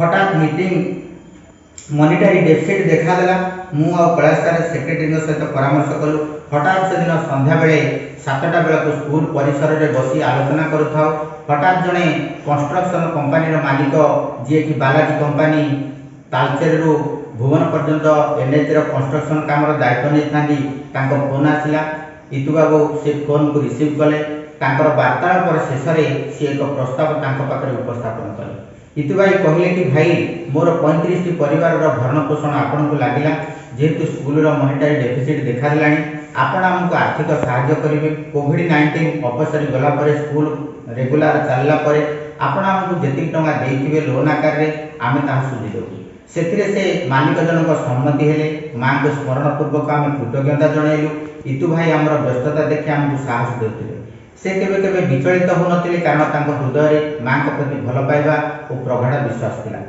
आमे व्यवस्था को नै से कहूतिले व्यस्त हो नाही जे डंगा रे बसैती से नदी पार करिवो मन रे विश्वास आग्रह आंतरिकता आ धैर्य रख हठात कोविड-19 रो प्रादुर्भाव टिके कमी गला पुणी दशम श्रेणी पिला को पढ़िया पई अनुमति मिलिला मन रे टिके आशा संचार हला परे परे से आशा मोली गला कारण कोविड-19 रो प्रादुर्भाव पुणी बढ़िबार विद्यालय पुणी सरकार हठात बंद कर देले विद्यालय पिला संख्या कमिबाक लागिला कोनोसी सूत्रରୁ अर्थ आसीबा बंद हो गला कामाख्यानगर जेमती ताटिक बाट पड़ीगला मनरे पुणी भय संचार है से समय ढेंकानाल पुण्यपांग ठारू ऑनलाइन पाठ्यचक्री में जोड़ी होगापी कहगला 150तम वार्षिक जन्मवार्षिकी नुआ नुआ कार्यक्रम विषय सूचना मिला आम आग्रह सहित कर चलू कामाख्यानगर ऑफलाइन पाठ्यचक्र बंद हो जाता किंतु निरुपा सहयोग ढेंकानाल टुकु भाई और पुण्यपांकर सहयोग कामाख्यानगर ऑनलाइन पाठ्यचक्र चालू रहा एजावत चालू रही अधिक उपा भाई आम अभिभावक मैंने जोड़ी होती कोविड-19 एक पॉजिटिव ऑनलाइन माध्यम जिला राज्यर संगठन कार्यक्रम विषय जानवाक पाइलु कामाख्यानगर मातृनाम जप समय 5:05 रु 5:15 मिनिट कर दिगला तथा कामाख्यानगर जनसाधारण और आम परिचित कोण अनुकोण में मातृप्रेमी मानक सामिल करने को आम समस्ते लगी पड़ू माँ आम कामाख्यानगर तथा तार सृष्टि को जेपरी आसुरी शक्ति पृथ्वी हटाई दे तार संतान संतति मानक आश्वस्ति देवे से कथापी आम माँ पाखे निरंतर प्रार्थना करूँ कोविड-19 आमको नहीं समय देता से कैश बुक अपडेट करूँ विद्यालय पुराणा काम को टीएलएम प्रस्तुति सिलाबसर करेक्शन आदि कार्य सारी देइथिलु। कैंपस भितर खेल पड़ियार बहु घासलतार परिपूर्ण थिला। धीरे धीरे ताहाको सफासफी कार्य कलु। एहारी भितर मोर देह खराब होला, कोविड सिम्पटम थिला। तेणु इतु भाई कथार मु स्कूल ऊपर महलार आसी रही। परदिन टेस्ट करिबारु नेगेटिव रिपोर्ट आसला, किंतु मु घर को जाई न पारी 5 दिन स्कूल भितर रही। कारण कौन ना मोर बापा माँ सीनियर सिटीजन थिले, तांको देह असुस्थ थिबारु मु आ घर को जाई पारिली नाही। से दिन राति माँ को रूम ऊपर महलार मु शोई थाए। हठात चड़क बिजुली हैला, लाइन कटिगला। एते जोर रे बिजुली चड़क हैला जे बहुत डर लागिला। से अंधार अंधार राति मो माँ रूम पाखक चली आसिली। माँ नाम जप कली। 10-15 मिनिट भितर से चड़क बिजुली अपसरी जाइतिला, मेघ बंद हो जाइतिला। पुणी माँ को कृतज्ञता जणाई पुणी ऊपर महला सेजक चली आसी। मो असुस्थतार 5 दिन पर संजीव भाई जी कि स्कूल भितर परमानेंट आम रोचंती, तापर दिन आउ जड़े भाई गुल्लू भाई कोविड पॉजिटिव हेले, तांको मध्य स्कूल कैंपस रे रखागला। मोर ड्यूटी थिला कि सकाळ और संध्यारे सेमानक पई घर रोषे करी आनी खाद्यर व्यवस्था करी, ता संगे संगे मेडिकल रो सुविधा करी, मेडिसिन आनी देबी। आमे समस्ते सेमानक सहित टेलीफोनिक कांटेक्ट रे रहिलु, किंतु गुल्लू भाई कांदुथिले। कारण कामाख्यानगर कोविड पॉजिटिव रो लोक माने सेते बेले हठात ठक ठाक कर मरि जाउथे। किंतु इतु बाबू ताको बुझौथिले आ कहथिले जे आमे मातृआश्रित आमर किछि होबो नाही। जेते परिश्रम करी बगीचार गछलतार जत्न नैछ, जेते परिश्रम करी घर सब तैयारी करछ, तार ऋण सुझिबा पई तुमको से निर्जीव और सजीव वस्तु माने चाहि बसितंती। से जीव और निर्जीव वस्तु माने जेपरि मां को पाखरे प्रार्थना करछंती, मां आम भाई को भलो करि दे।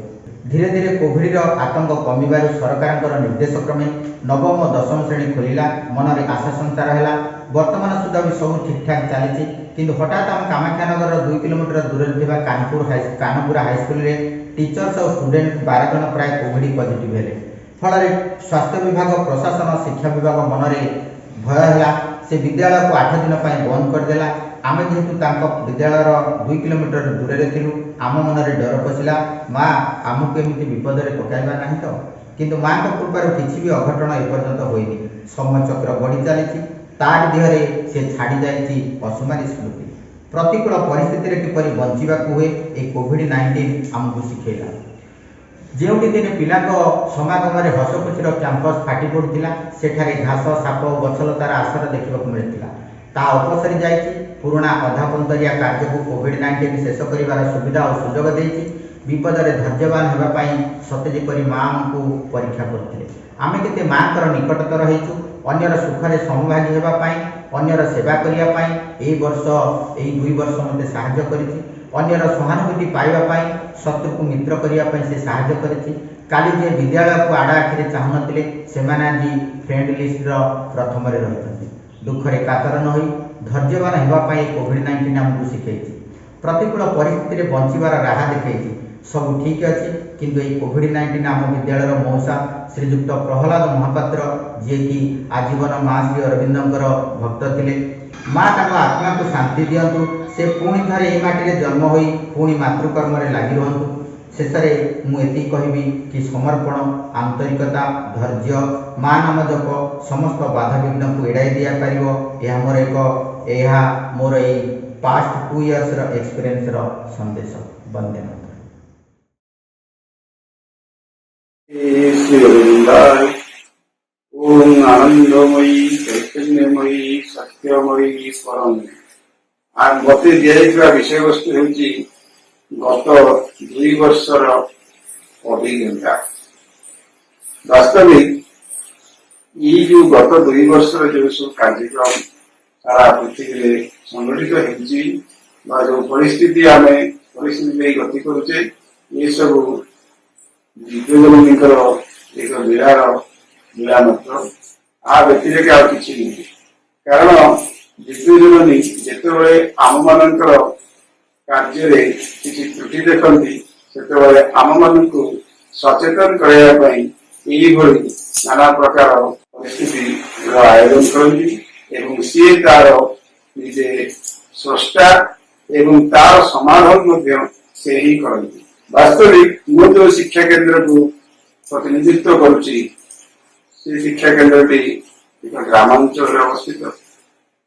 जो कोरोना महामारी समय आसी उपनीत है, सरकार तरफ लॉकडाउन घोषणा करागला प्रारंभिक अवस्था श्रीअरविंद अनुगामी भाव में मो भर सामान्यतम भय भी ना शंका भी ना आम आशा करूँ एप्रिल मसरे लॉकडाउन डिक्लेयर जुलाई अगस्त जून जुलाई जमी साधारण भाव में शिक्षा केन्द्र पुनर्जीवित हुए एवं कार्यक्षम हुए से हम ये कोरोना सामूहिक भाव में आमको किसी भी क्षति कर किंतु तार विभीषिका इते भयंकर हम आमर शिक्षा केन्द्र दीर्घ 2 वर्ष आपातत 2 वर्ष धरी बंद रही एक कल्पना भी मन में आसी ना जिते क्रमागत भाव प्रति मासर शेष दिन सरकार तरफ घोषणा हुए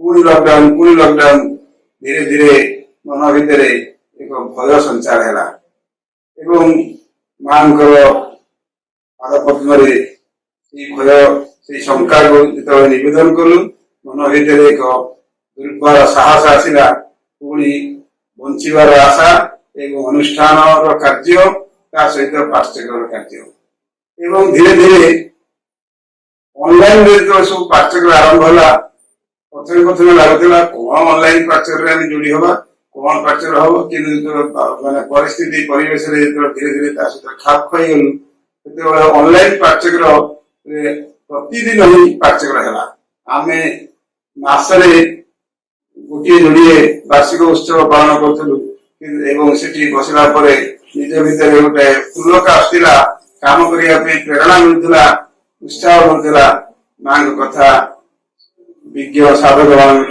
शुणा पड़ता मिलूला किंतु एभली एक परिस्थिति मां सृष्टि कले प्रतिदिन कौन ना कौन जड़े प्रचंड वाग्मी वक्तव्य शुणा मिलला जहाँफल कौन गोटे दिन भी व्यर्थ लाभ लगला ना आम जो अनुष्ठान आर्थिक दिगटी कथा चिंता करूँ से आम ग्रामांचल शिक्षा केन्द्र बहुत पैसा पत्र सब बाकी रहे लोक पाखे आम जोर दे पारना एवं धीरे धीरे जो लॉकडाउन बढ़ला जहाँ प्रारंभिक अवस्था किसी लोक मैंने दौले दरमा पत्र सी धीरे धीरे बंद कर लगे एपरिकी बड़ जटिल परिस्थिति आसला किंतु एक कह माँ गोटे यार यही प्रकार परिस्थिति आसब जे प्रकृत में मां को निबिड़ भाव में भल पाई मां को आश्रित होती मां को प्रोटेक्शन सुरक्षा बलय आगुरी या 2019 मसीह गोटे पिला आम पाख 10वीं श्रेणी पास करके गला सी निष्पत्ति नेला जे आमरी पाखे रही बाहर कॉलेज रे पाठ पढ़ो विज्ञान पढ़ो एवं आम पाखे रहा समय सहित आउ गोटे पिला आम पाखे रहा आसी पहुंचला आम से निजे अनुभव करूँ निज भर एक सामान्यतम अहंकार सृष्टि होता जे बोध हुए आम से सहयोग कर वास्तविक जे दिव्यजननी आम बचार राह से माध्यम सृष्टि करेंगे ये कथा पर अनुभव को आसला से माँ चरण कमल कथानत है माँ के कल्याणमयी के कृपामयी जे यही परिस्थिति आसो जे पूर्ण भाव में मां पाखे आश्रित केवल मां दयार ही बंचे सी बचाई कि एक बाट हम से माँ जे मान कृपा कर आम पाखे आगुरी आई पहुंचाई से मानकर जहाँ किसी अवदान जहाँकि आमको कार्य करने को सहयोग कला आम आगे चलू एवं से कोरोना परिस्थिति जहाँ किसी सामान्यतम संग्रह है अर्थ प्रभावित मान मध्य बांटार किसी असुविधा है नहीं जहाँ किसी अल्प अल्प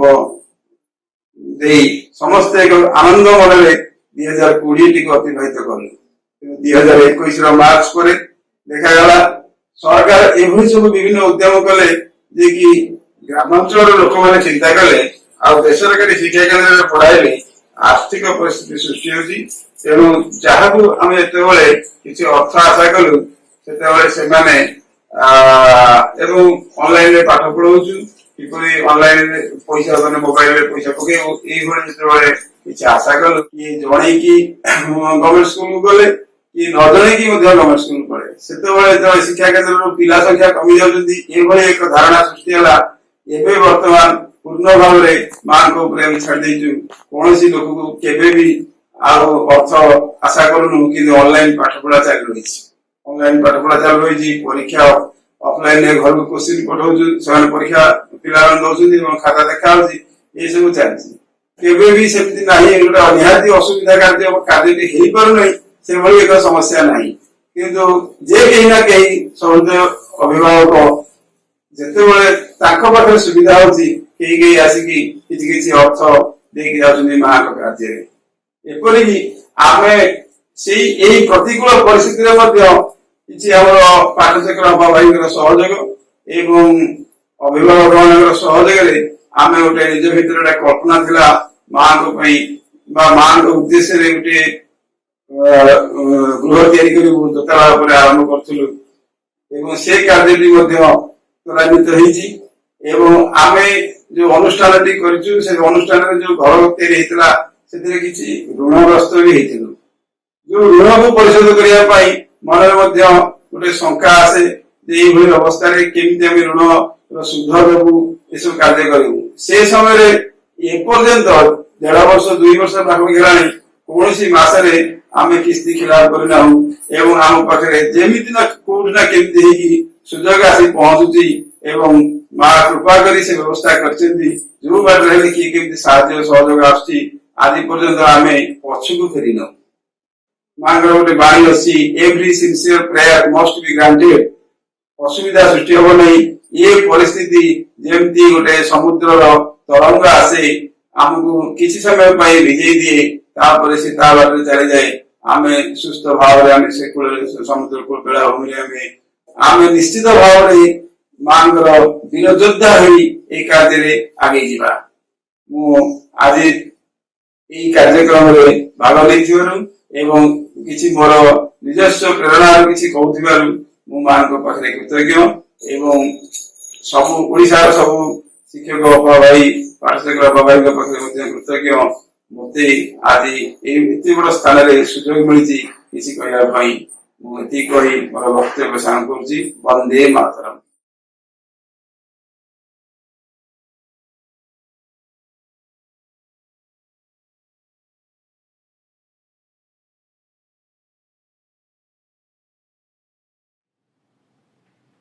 नमस्ते। विषय है भविष्य की चुनौतियों का किस प्रकार से हम सामना करें। श्री अरविंद हमें बताते हैं कि विकास, मानव विकास, और ये वैज्ञानिक दृष्टि से देखें तो जितना भी इवोल्यूशन है, विकास क्रम, व्यक्ति का भी हर लेवल पे, इनकी 2 रिदम्स होती हैं, 2 प्रकार की इनकी लय होती है। एक जिसमें वो धीरे धीरे धीरे धीरे जैसे पानी बह रहा हो और उसके मंद गति से, मंथर गति से चलता जाता है, जीवन चलता जाता है, बाहर की व्यवस्था भी चलती जाती है। वो व्यवस्था एक समय एस्टैब्लिश की गई होती है, किस भगवान ही आकर के एक नया मार्ग दिखाते हैं और फिर उस पर वो जीवन चलता जाता है, प्रिजर्वर, जिस विष्णु भगवान के निर्देश अनुसार। लेकिन कालांतर में वो जो फॉर्म था जिसमें सत्य को ढाला गया था, वो धीरे धीरे करप्ट होने लगता है और उसके कई कारण होते हैं। एक, जब हम केवल बाहरी चीज़ से बंध जाते हैं, ढांचे से, और अंदर के सत्य को भूल जाते हैं। प्राय यही होता है कि अब हम लोग बहुत सारे इसमें उदाहरण ले सकते हैं। अनेक धर्मों में यही हुआ है कि जब कोई नया सत्य लेके आते हैं, मार्ग दिखाते हैं, तो प्रारंभ में लोग उसको जानते हैं कि मार्ग भीतर है, लेकिन धीरे धीरे वो मार्ग बाहर के ढांचे में परिवर्तित होते जाता है। जैसे क्रिश्चियनिटी में हुआ कि बाहर जो चर्च है, पोप है, क्राइस्ट की जगह वो ले लेते हैं। भारतवर्ष में भी बहुत सारी ऐसी संस्थान है, उसमें यही होता है। और जब ऐसा होता है तो कुछ समय तक, चूंकि अंदर का सत्य कुछ लोगों के कारण जागृत रहता है, इसलिए वो चलती रहती है गति। लेकिन एक समय आता है जब पूरी तरह प्राणी केवल बाहर हो जाते हैं और ढांचे को पकड़ लेते हैं, अंदर के सत्य को भूल जाते हैं, तब वही सत्य अपने आप को एक नए रूप में उद्घाटित करता है, एक नई गति लाता है, एक नया ताल छंद लय लाता है और वास्तव में वो एक प्रकार से छलांग लेता है। विकास की धारा में। सत्य वही है, लेकिन वो एक नए रूप में अपने आप को उद्घाटित कर रहा है।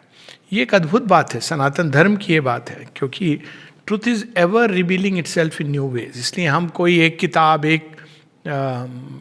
कोई व्यक्ति ओरिजिन में हम उसको नहीं मानते। वो ओरिजिन बहुत अच्छा है, एक किताब है, परंतु अनेकों किताब, नई नई चीज़ें, नए नए ढंग से भगवान रिवील करते हैं अपने आप को। तो उसी विकास क्रम की धारा में श्री अरविंद एक बड़ी इंटरेस्टिंग बात कहते हैं कि श्री कृष्ण ने जो स्थापित किया था, उन्होंने क्या स्थापित किया था? आर्यवर्त राष्ट्र को उन्होंने स्थापित किया था, धर्म स्थापित किया था। यदा यदा ही धर्मस्य ग्लानि भवति भारत। उस समय हम देखते हैं कि क्षत्रिय कितने मदोन्मत्त हो गए थे, इतने प्रकार के अस्त्र शस्त्र, सब कुछ विद्याएं थी, लेकिन सब अहंकार के सेवा में थी। तो श्री कृष्ण आकर सब तोड़ देते हैं और उसकी जगह एक नई व्यवस्था लाते हैं। वो व्यवस्था बड़ी भिन्न है, और ये हम देखते हैं महाभारत में उस उथल पुथल को, लेकिन वो एक लंबा विषय है, उस पर अभी चर्चा नहीं करेंगे। किंतु वो तोड़ देते हैं और एक नई व्यवस्था को स्थापित करते हैं। और जब वो उस नई व्यवस्था को स्थापित करते हैं तो एक लंबे समय तक, एक लंबे कालखंड तक अनेकों राजा महाराजा आकर के उनके यंत्र बन करके उस व्यवस्था को नियमित रूप से चला रहे होते हैं। लेकिन फिर एक समय आता है जब वो क्षीण पड़ने लगती है। हम लोग स्वयं देखते हैं कि श्री कृष्ण तो एक है, लेकिन श्री कृष्ण के नाम पर कितने प्रकार के, नाना प्रकार के पंथ निकलने लगते हैं।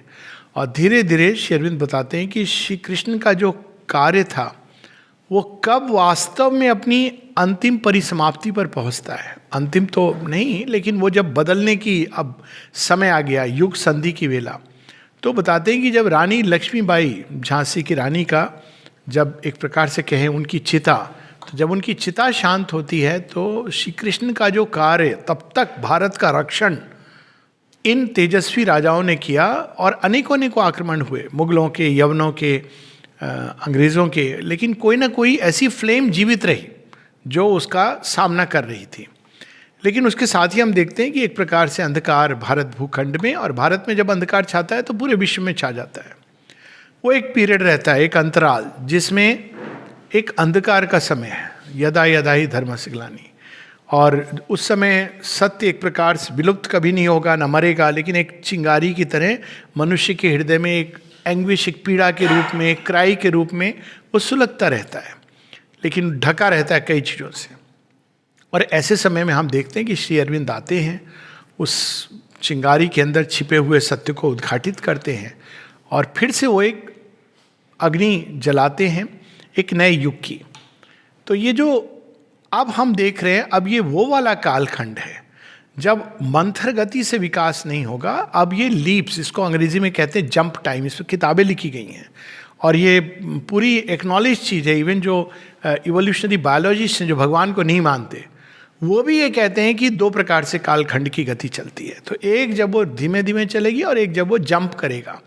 तो जब जंप करती है कोई भी चीज़, एक पहाड़ से दूसरे पहाड़ जब धीरे धीरे चलती है तो वो ओरिएंटेड रहती है। और इसका एक उदाहरण है कि जब जंप करती है तो कैसी उथल पुथल होती है।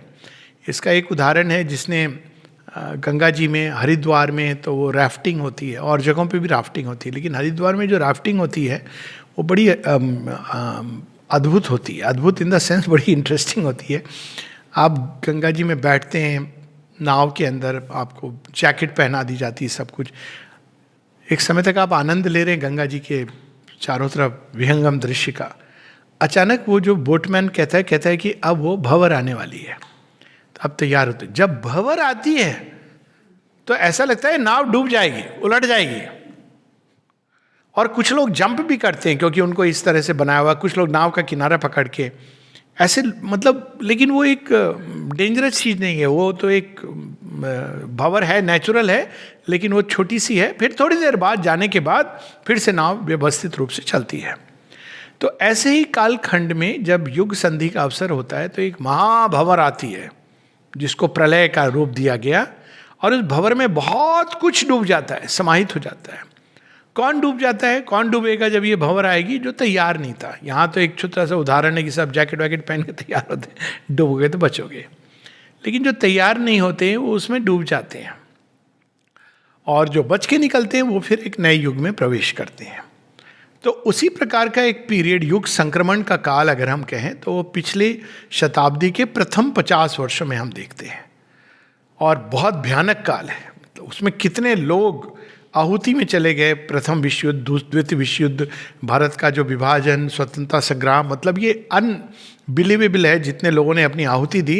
एक प्रकार से रणचंडी का महायज्ञ है जिसमें मानव प्राण, और केवल मानव प्राण नहीं गए, अगर हम देखें 1950 के बाद तो जितने भी मनुष्य के फॉर्म्स थे, म्यूजिक का, टेस्ट का, ये सब टूट गए। एक ऐसा पीरियड था जब मनुष्य बिल्कुल किंग कर्तव्य विमूढ़, उसकी लॉ कई जगहों पर, पश्चिमी देशों में एक प्रकार की क्रांति आई जिसको कहते हैं काउंटर कल्चर मूवमेंट, जहाँ कल्चर को तोड़ देना यही बस था। स्कूलिंग, एजुकेशन, ये सब टूटने शुरू हो गए।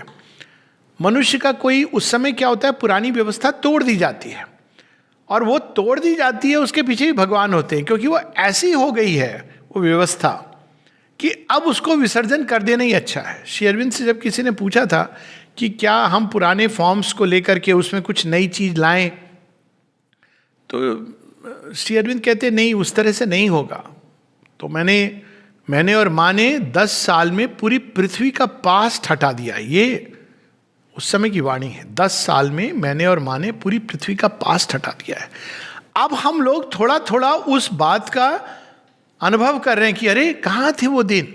अभी आते समय भी हम लोग बात कर रहे थे, रेलवे स्टेशन पे ट्रंक, प्लेटफॉर्म पे वेट कर, सब बदल गया, कई तरह से बदल गया, चाहे वो वेशभूषा, पहनावा से लेके जो जीवन शैली पद्धति। अब जब ऐसा पीरियड आता है तो वो एक कन्फ्यूजन का काल होता है, स्वाभाविक है, क्योंकि वो एक ऐसा पीरियड है जब जो एस्टैब्लिश्ड ऑर्डर है वो समाप्त हो गया, लेकिन नया ऑर्डर नहीं आया है, नई व्यवस्था नहीं आई है, पुरानी व्यवस्था टूट गई है, नई व्यवस्था नहीं आई है।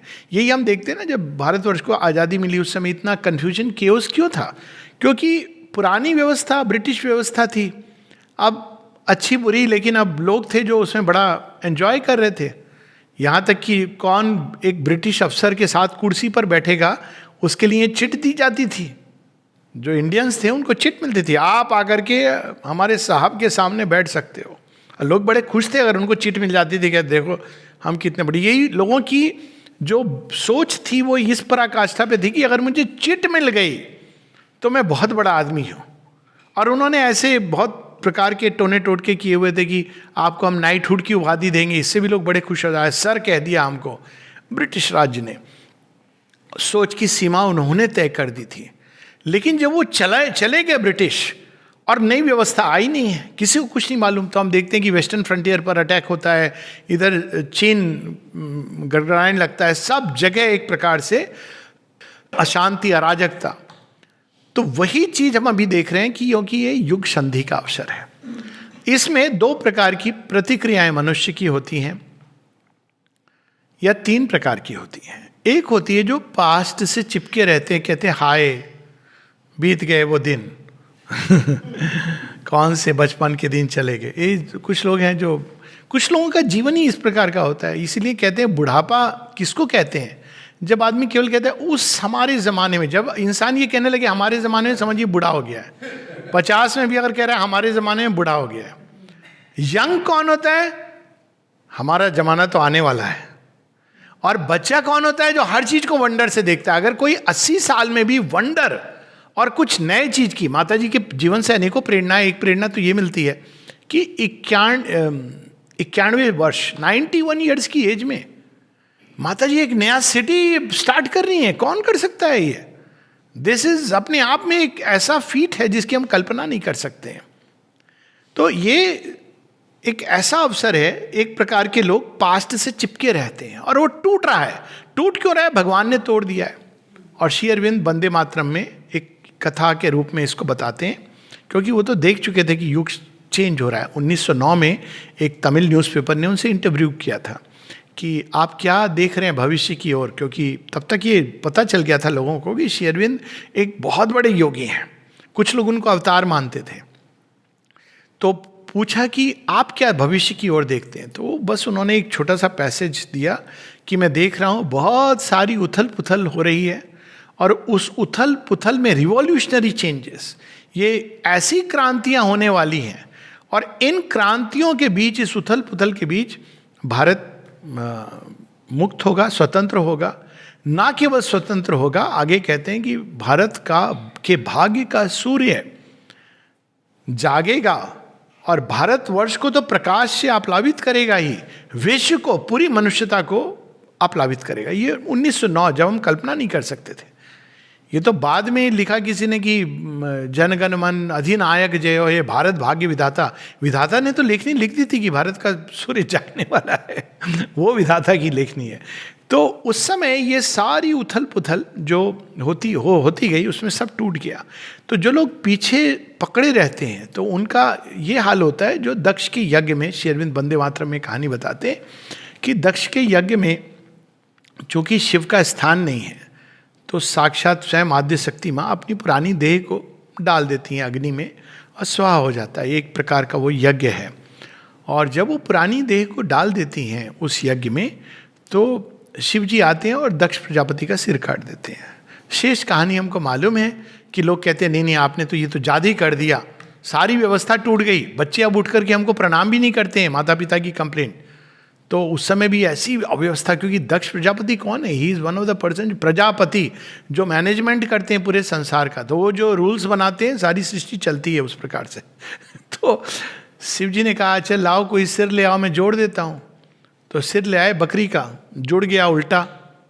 तो श्री अरविंद इस कहानी को बताकर बताते हैं कि यदि आप पुरानी व्यवस्था को कंटिन्यू करोगे और उसको वैसे लाना चाहोगे जैसे वो पहले थी, वह जिसको भगवान ने तोड़ दिया है, तो हाल ये होगा कि जब व्यक्ति आगे जा रहा होगा तो दुनिया को लगेगा कि पीछे जा रहा है, और जब वो पीछे जा रहा होगा तो कहेंगे हाँ अभी अच्छा है, आगे की ओर जा रहा है। और ये चीज़ माता जी से 57 में आश्रम के कंटेक्स्ट में किसी ने पूछी, तो माँ ने बताया कि अब आश्रम वो नहीं है ज्योग्राफिकल बाउंड्री में। 57 में जहाँ भी संसार में जो डिवोटीज हैं, जो श्री अरविंद की ओर मुड़े हैं, वो सब अब आश्रम है और ये कलेक्टिविटी बन गई है। और वही चीज़ उन्होंने संसार के बारे में बताया कि संसार में एक कन्फ्यूजन का पीरियड आएगा और उस कन्फ्यूजन में मनुष्य को पता नहीं चलेगा कि वो आगे जा रहा है कि पीछे जा रहा है। तो एक तो लोग हैं जो पीछे को पकड़े रहते हैं, कैसे भी वो पुराने उसको रिवाइव करना है, जो नहीं होगा, जिसको भगवान ने तोड़ दिया, जिस देह को सती माता ने आहुति के रूप में जला दिया, अब वो तो नया देह पार्वती का लेके ही प्रकट होंगी। तो बीच का एक संक्रमण काल है जब शिव विलाप करते हुए घूमते हैं और माता सती माता पार्वती के रूप में तपस्या करती है। ऐसे काल से हम गुजर रहे हैं। तो दूसरे प्रकार के लोग हैं जो कन्फ्यूजन में रहते हैं, और कन्फ्यूजन के समय बहुत सारी फोर्सेज आ जाती हैं क्योंकि एस्टैब्लिश्ड ऑर्डर टूट गया है। तो लोग किसी में भी बहने लगते हैं क्योंकि वो भ्रमित हो गए। कहीं भी कोई नई चीज़ आ गई, हर नई चीज़ को फैशन, हाँ ये एक नया है, ये नया है। तो ऐसे लोग होते हैं जो हर नई चीज़ को, फैशन को ये समझ करके कि ये नया है, क्योंकि एक नएपन का उत्साह जागृत हो जाता है। कुछ समय के बाद मनुष्य देखता है कि वो पुरानी परंपराएं टूट गई हैं, तो कहता है कि नई आनी चाहिए, लेकिन नया क्या, उसको ज्ञान नहीं है। तो वो कोई भी चीज़ जो फैशन होती है उसको पकड़कर वो समझता है कि ये नया है। ये दोनों टूटनी है, पुराना भी टूट गया और जो फैशन है वो भी टूटने वाला है, क्योंकि जो नया आने वाला है वो इतना नया है जिसके बारे में कोई कल्पना नहीं कर सकता। यही माता जी आश्रम के संबंध में बताती हैं। हम लोग यहाँ वह करने के लिए नहीं आए हैं जो सब लोग अन्यत्र करते हैं।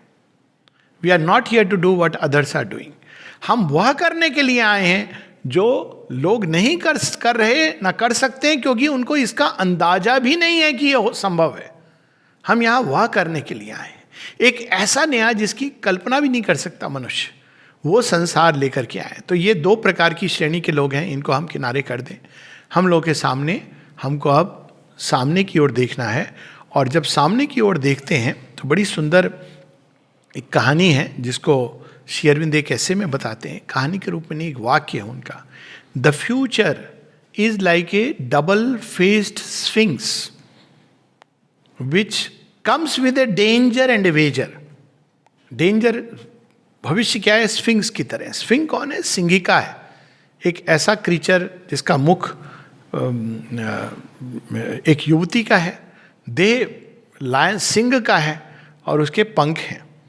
अब उसके डिटेल में नहीं जाते, लेकिन सिंहिका एक प्रश्न पूछती है सबसे, कौन हो तुम, कौन हो तुम, कौन हो तुम?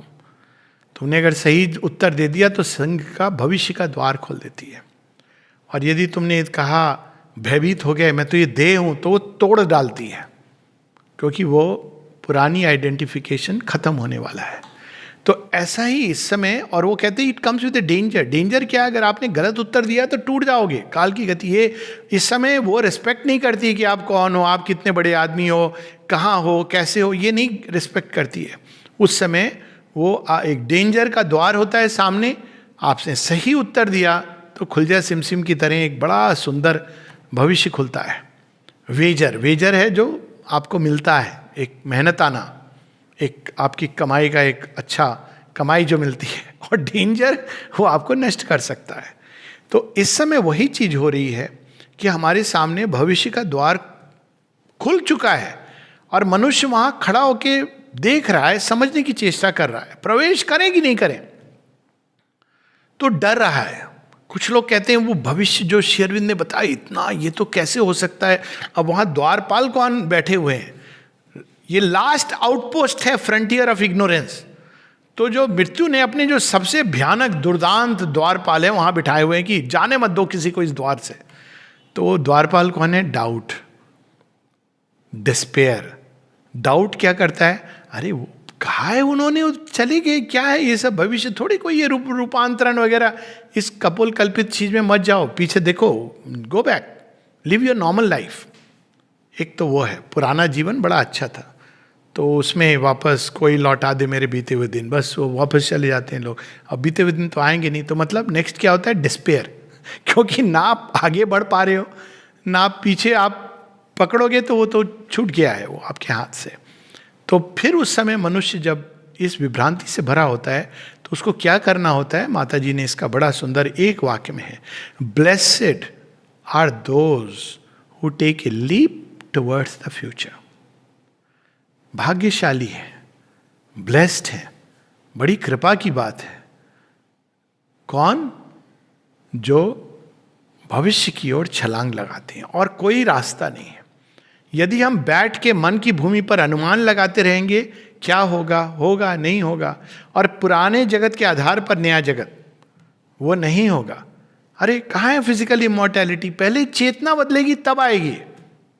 एक सज्जन मुझे ऑल इंडिया इंस्टीट्यूट में मिले थे एक टॉक देने के बाद में, ऐसे ही कुछ कहते हैं, हाँ डॉक्टर साहब लगता है आपकी बात तो सही है, मैं देख रहा हूँ अभी ऑर्गन ट्रांसप्लांट शुरू हो गए, एक समय सब कृत्रिम ऑर्गन्स मनुष्य के अंदर आ जाएंगे, तो वो तो सही बात है कि एक नया मानव आ जाएगा। मैंने कहा नहीं, वो मशीनी मानव है, वो दानव है, नया मानव नहीं है, आप ऐसी कल्पनाएं मत करिए। तो उनको बड़ा अजीब लगा कि क्या? मैंने कहा वो मानव नहीं है, वो तो दानव है, आर्टिफिशियल इंटेलिजेंस लेकर के बैठा हुआ है वो सारी। वो तो एक, क्योंकि प्राण की शक्तियां क्या करेंगी? हमें भ्रम देंगी कि ये है न्यू क्रिएशन, लेकिन वो ओल्ड क्रिएशन को रिपीट करता जा रहा है, उसी टेक्नोलॉजी को बढ़ाता चला जा रहा है।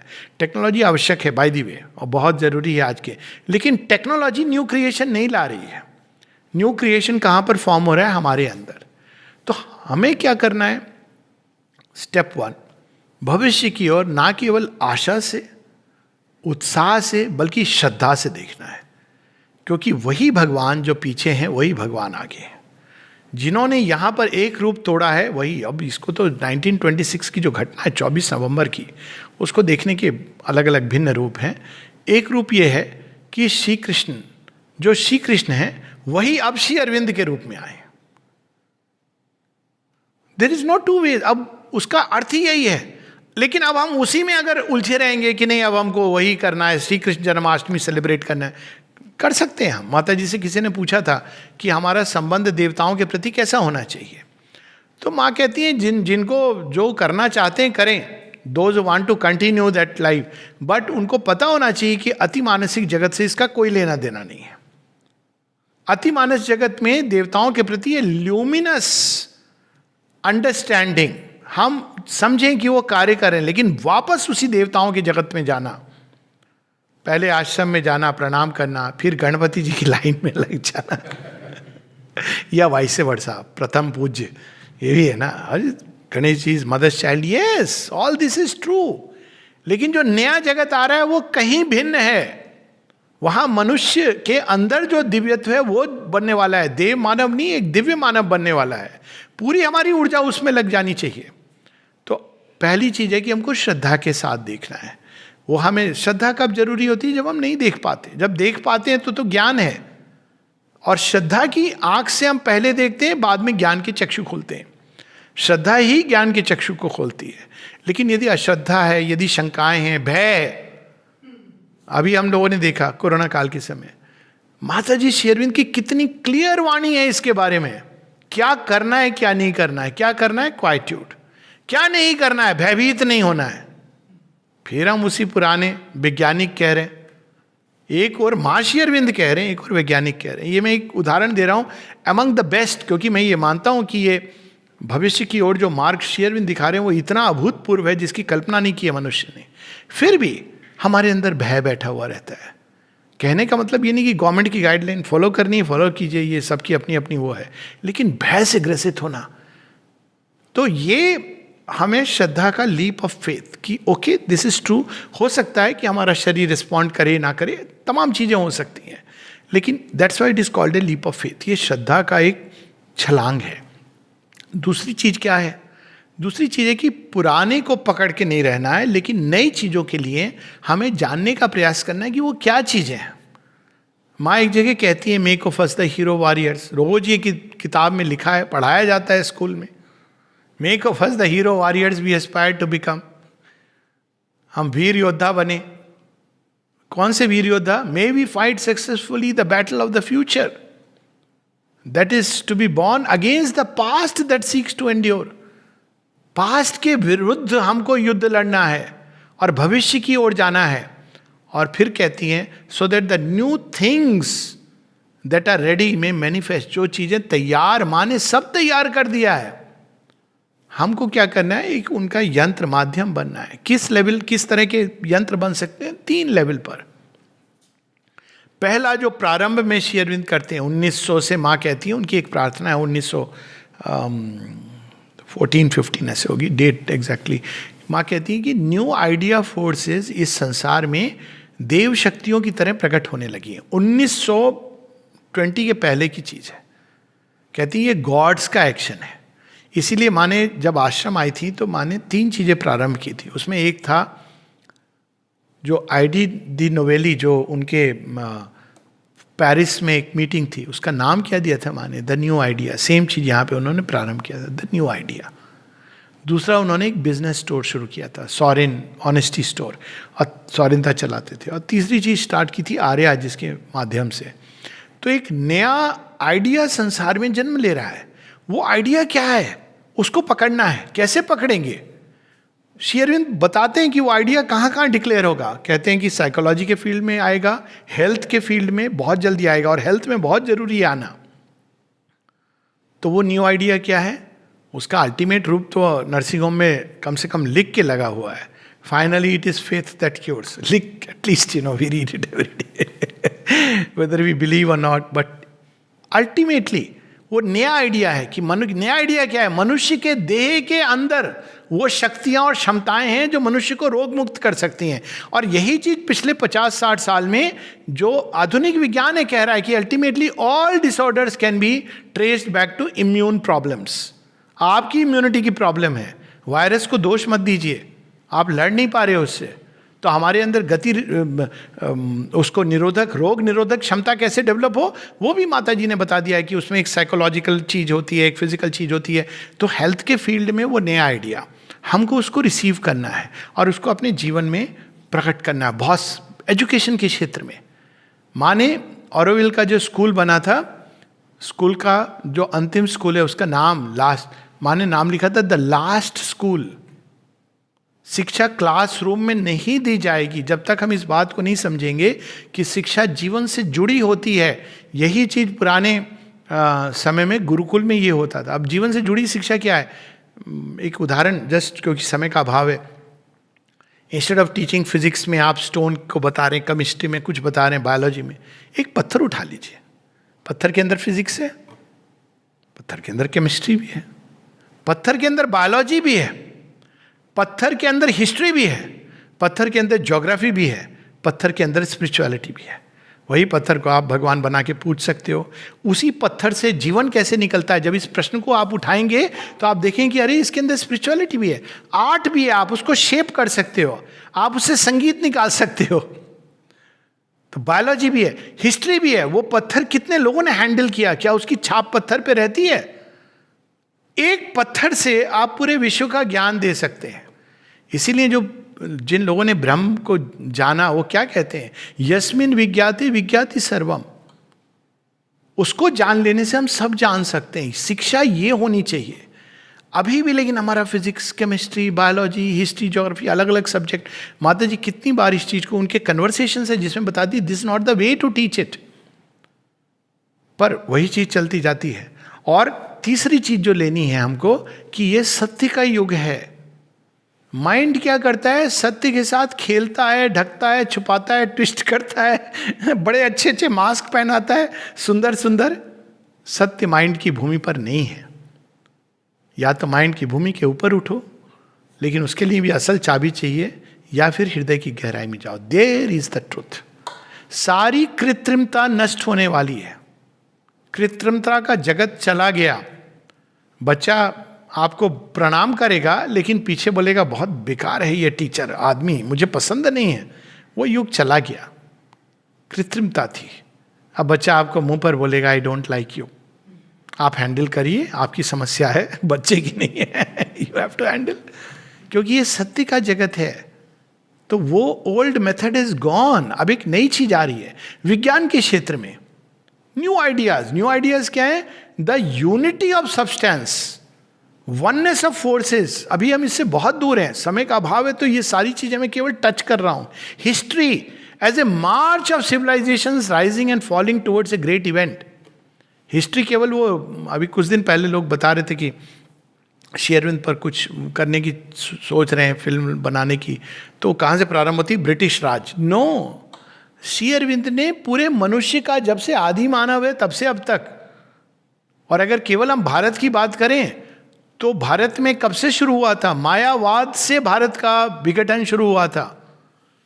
अंग्रेज तो बाद में, वो proverbial last nail in the coffin, मायावाद का परिणाम था कि उसके बाद हुन्स आए और यवन आए और ये आए पोर्चुगल के लोग आए, क्या कहते हैं उनको, जो भी आके तहस नहस किया, कन्वर्शन किया। उसके बाद ये फ्रेंच थोड़े शरीफ लोग थे, आए, बस गए थोड़ा पांडिचेरी को उन्होंने। लेकिन यहाँ पर उनका लेड बैक सिस्टम था कि भाई हमको यहाँ पर रहने दो, पोर्ट सिटी उनको चाहिए। चंदन नगर एक कॉलोनी, अंग्रेज आए, मुगल्स आए, और भारत की क्या दुर्व्यवस्था की। क्यों? क्योंकि मायावाद। हम लोग अभी भी अंत में, कितना अच्छा लग रहा है सुनना, भज गोविंदम भज गोविंदम भज गोविंदम मूढ़ मते, कितने ध्यान तन्मयता से सुनते हैं। पुनरपि जननी जठरे शयनम पुनरपि जन्मम पुनरपि मरणम। ये क्या थॉट है जिसको हम परपेचुएट करते हैं? एक और हम कहते हैं नई चीजें, हाँ बहुत अच्छी रिद्म है, बहुत अच्छी लिरिक है, एक समय के लिए बड़ा सुंदर भजन है, लेकिन सारी ये मोक्षवादी धारा। हम लोग इनर लाइफ धीरे धीरे इनर्ट लाइफ, क्योंकि इनर लाइफ जीना तो मुश्किल होता है। आप बाहर कर्मठ बनो, जीवन को take the challenge of life. कठिनाई से भाग करके मैं छुप जाऊं कहीं किसी कोने में, भगवान का भजन करूं। मोनेस्ट्रीज, इंस्टीट्यूशन खत्म हो गए हैं। वो इंस्टीट्यूशंस का टाइम चला गया है। आप किसी मोनेस्ट्री में अभी छुप नहीं सकते हो, सब जगह सेलफोन आ गए हैं, टेलीविजन आ गया है, लेकिन छुप छुप के। अब आई नो, मैं पढ़ा हूँ, ननरी में पढ़ा हूँ, इसमें ननरी वो तमिल वाला नहीं, वो क्रिश्चियन स्कूल में पढ़ा हूँ, कॉन्वेंट स्कूल में। तो सब होता था पर्दे के पीछे, बाहर में सब वो पहन करके काला और छोटा सा सफ़ेद चोगा। It's gone. ये हिपोक्रेसी का समय नहीं है। वही हम देख रहे हैं कि स्वामी जी उन सा वो गेरुआ सफ़ेद, ये सब खत्म हो गया है। जो सत्य है उसको प्रकट करना है, वो उद्घाटित होगा। तो हम देख रहे हैं कि अब ये एक ऐसा युग है जिसमें हमको ये न्यू आइडिया फोर्सेस आ रही हैं, new institutions have to change. माँ ने कब से कहा कि अब जो इंस्टीट्यूशंस आएंगे they have to be very wide and plastic. इसका अर्थ क्या हुआ? इसका अर्थ ये हुआ जो अब हो रहा है, हाइब्रिड एजुकेशन। बच्चा आ रहा है क्लास तो कोई बात नहीं है, आ रहा है तो अच्छी बात है, नहीं आ रहा है तो डिजिटल मीडियम है। उसके बाद अगर नहीं पढ़ना चाह रहा है तो उसका अपना जीवन है। आप फोर्स नहीं कर रहे हो, उसके अपने अंदर से स्वधर्म के अनुसार उसको गाइड करना है। फ्री प्रोग्रेस का मतलब ही यही है कि the progress guided by the soul. Free progress कोई सिस्टम नहीं है, हमने उसको भी सिस्टम में बदल दिया है कि एक सिस्टम है कि कुछ लोग हैं जिनको free progress is a progress guided by the soul. माँ की डेफिनेशन है, लिटरली इट मीन्स स्वधर्म के अनुसार बच्चे की प्रोग्रेस। तो इंस्टीट्यूशंस को बहुत वाइड और प्लास्टिक, ये आइडिया कि एक स्कूल एक जोग्राफिकल लोकेलिटी में ही खत्म हो रहा है। वाई कांट समबडी, जो मैं एक न्यू थॉट बस दे रहा हूँ वातावरण में, एक अमेरिका में बच्चा बैठा हुआ है, वो भी चाहता है कि मुझे एक नए प्रकार की शिक्षा मिले, कम से कम एक अंडरस्टैंडिंग के लेवल पर। क्यों नहीं कर सकता वो ज्वाइन? अभी हम लोग कर रहे हैं ना, कितने सुंदर ढंग से वेबिनार्स हो रहे हैं। ये भी तो एक प्रकार की शिक्षा है। क्यों नहीं बेस्ट ऑफ फैकल्टीज ज्वाइन कर सकती हैं विश्वविद्यालय बनाने के लिए? क्या जरूरत है कि वहाँ केवल फिजिकल लोग रहें? हाँ, फिजिकल आप रखिए, लेकिन ऐसे लोग हैं जो अच्छे हैं, जो किसी भी फैकल्टी में आप उनको रिसोर्सेज ऑलरेडी शुरू हो गई है। टेलीमेडिसिन, ये सब क्या है? ये सब उसका एक बिगिनिंग्स हैं। अल्टीमेटली विश्वविद्यालय का कंसेप्ट चेंज होने वाला है। Education, marriage as an institution खत्म हो गया है। वो और बात है कि अभी भी कुछ गधे हैं जो घोड़ी पर चढ़ना पसंद करते हैं, वो उनकी समस्या है। बड़ा अच्छा लगता है, ऊपर में पता नहीं क्या अच्छा लगता है, चेहरे पर एक दिन का राजा बाद में खाजा। उड़ीसा की फेमस मिठाई है ना, तो बाद में यही बन जाएगा। तो ये क्या है? लेकिन होना क्या चाहिए? Marriage as an institution is gone, but has love disappeared? No. तो कई बार क्या होता है, जब पुरानी चीज चली गई तो नया, अब लोग कहते हैं नहीं free living. It is not about free living. ये नहीं कह रहे हैं श्री अरविंद जिसकी मर्जी जैसे जहां पर रहो, नहीं। वो कह रहे हैं एज एन इंस्टीट्यूशन क्यों खत्म हो गया? क्योंकि उसके अंदर सत्य चला गया, प्रेम चला गया, केवल एक सामाजिक ढांचा बचा था, और वो सामाजिक ढांचा प्रगति के लिए अच्छा नहीं है। एक स्त्री को आपने जगह दे दी कि तुम चौखट के अंदर किचन में रहेगी। माता जी से किसी ने कहा ये बात, तो माता जी डांट के बोली, why should women cook for man? I am totally against it. एक जगह और किसी ने माँ से कंप्लेन किया, मैं तो थोड़ा बहुत समझ लेता हूँ, मेरी वाइफ को लाना चाहता हूँ लेकिन मैं लाता नहीं हूँ क्योंकि प्रॉब्लम ये, उसको अनएजुकेटेड है तो उसको समझ नहीं आती है। माँ डपट कर कहती, but why has she uneducated? What have you done? तुमने क्या किया है उसको? तुम्हारे साथ है वो, और तुमने कह दिया वो अनएजुकेटेड है, इलिटरेट है।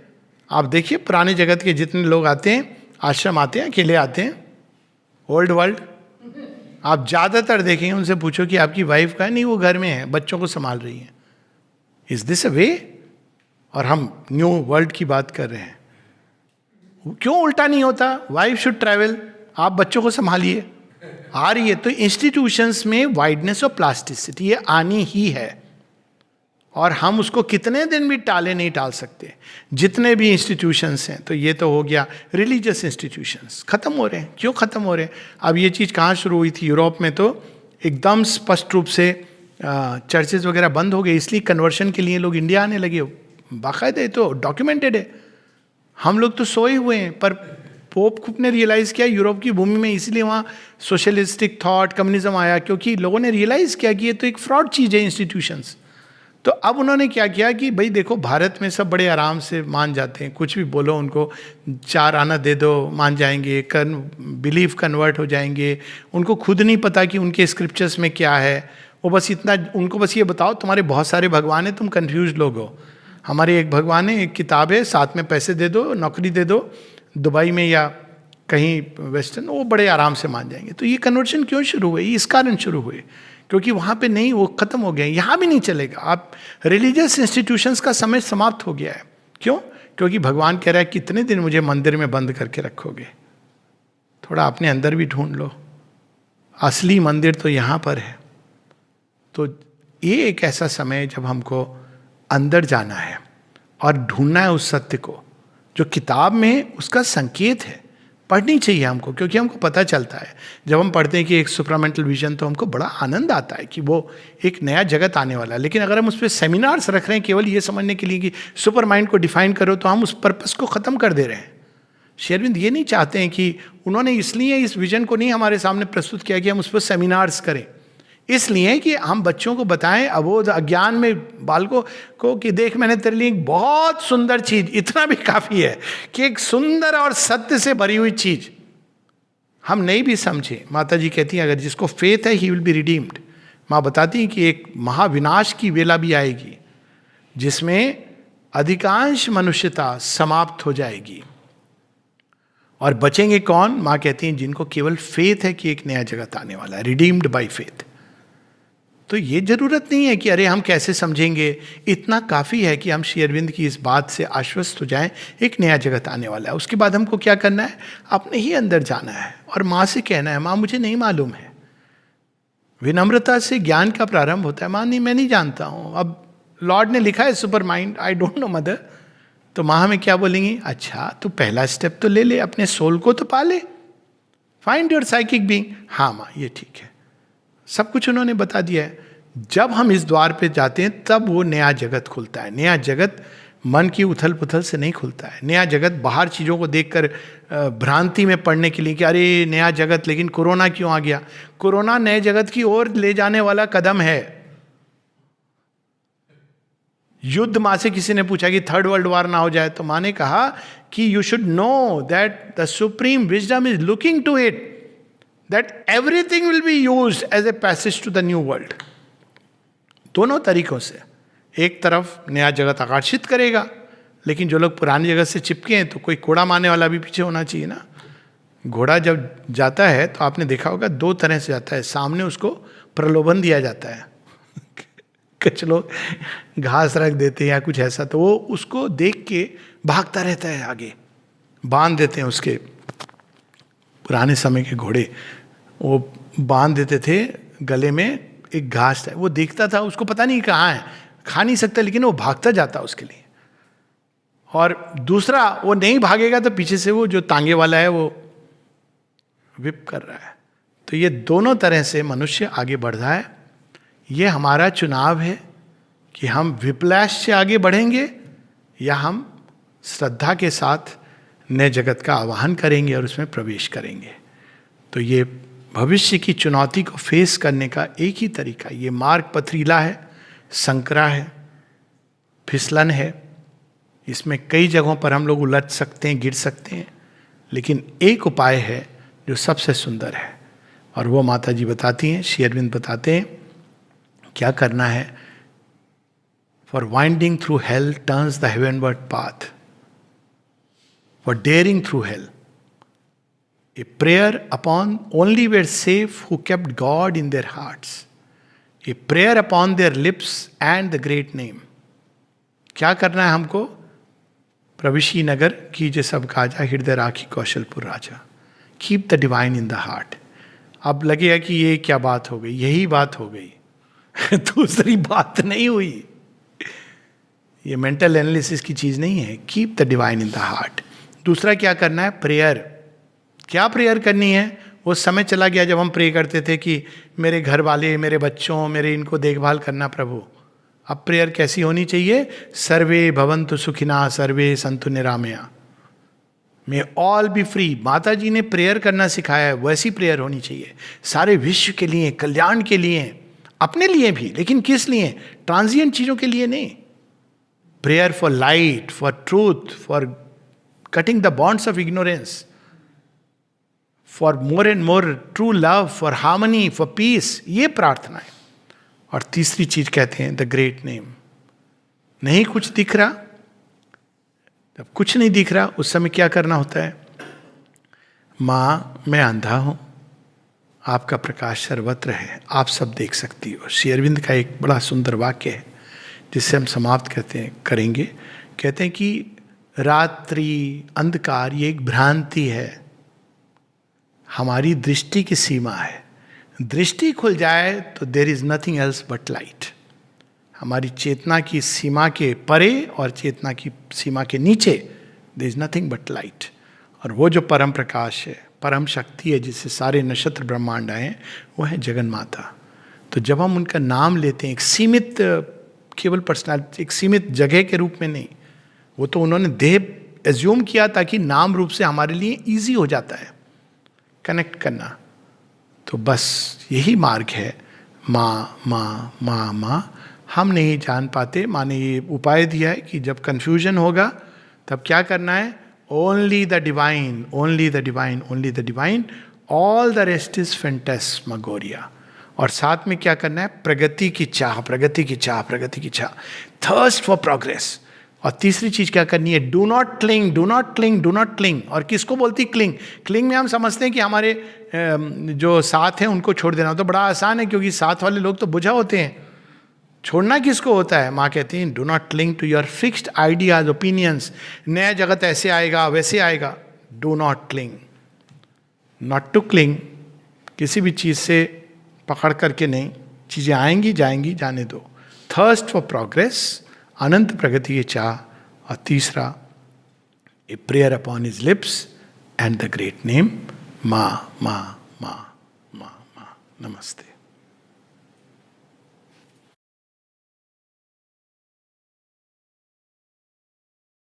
करुणामयी माँ परम प्रभु श्री अरविंद सबु अपा भाई मान को मोर नमस्कार। आज आम पाखे जो विषयटी रही चैलेंजेस ऑफ फ्यूचर, भविष्यतर आह्वान।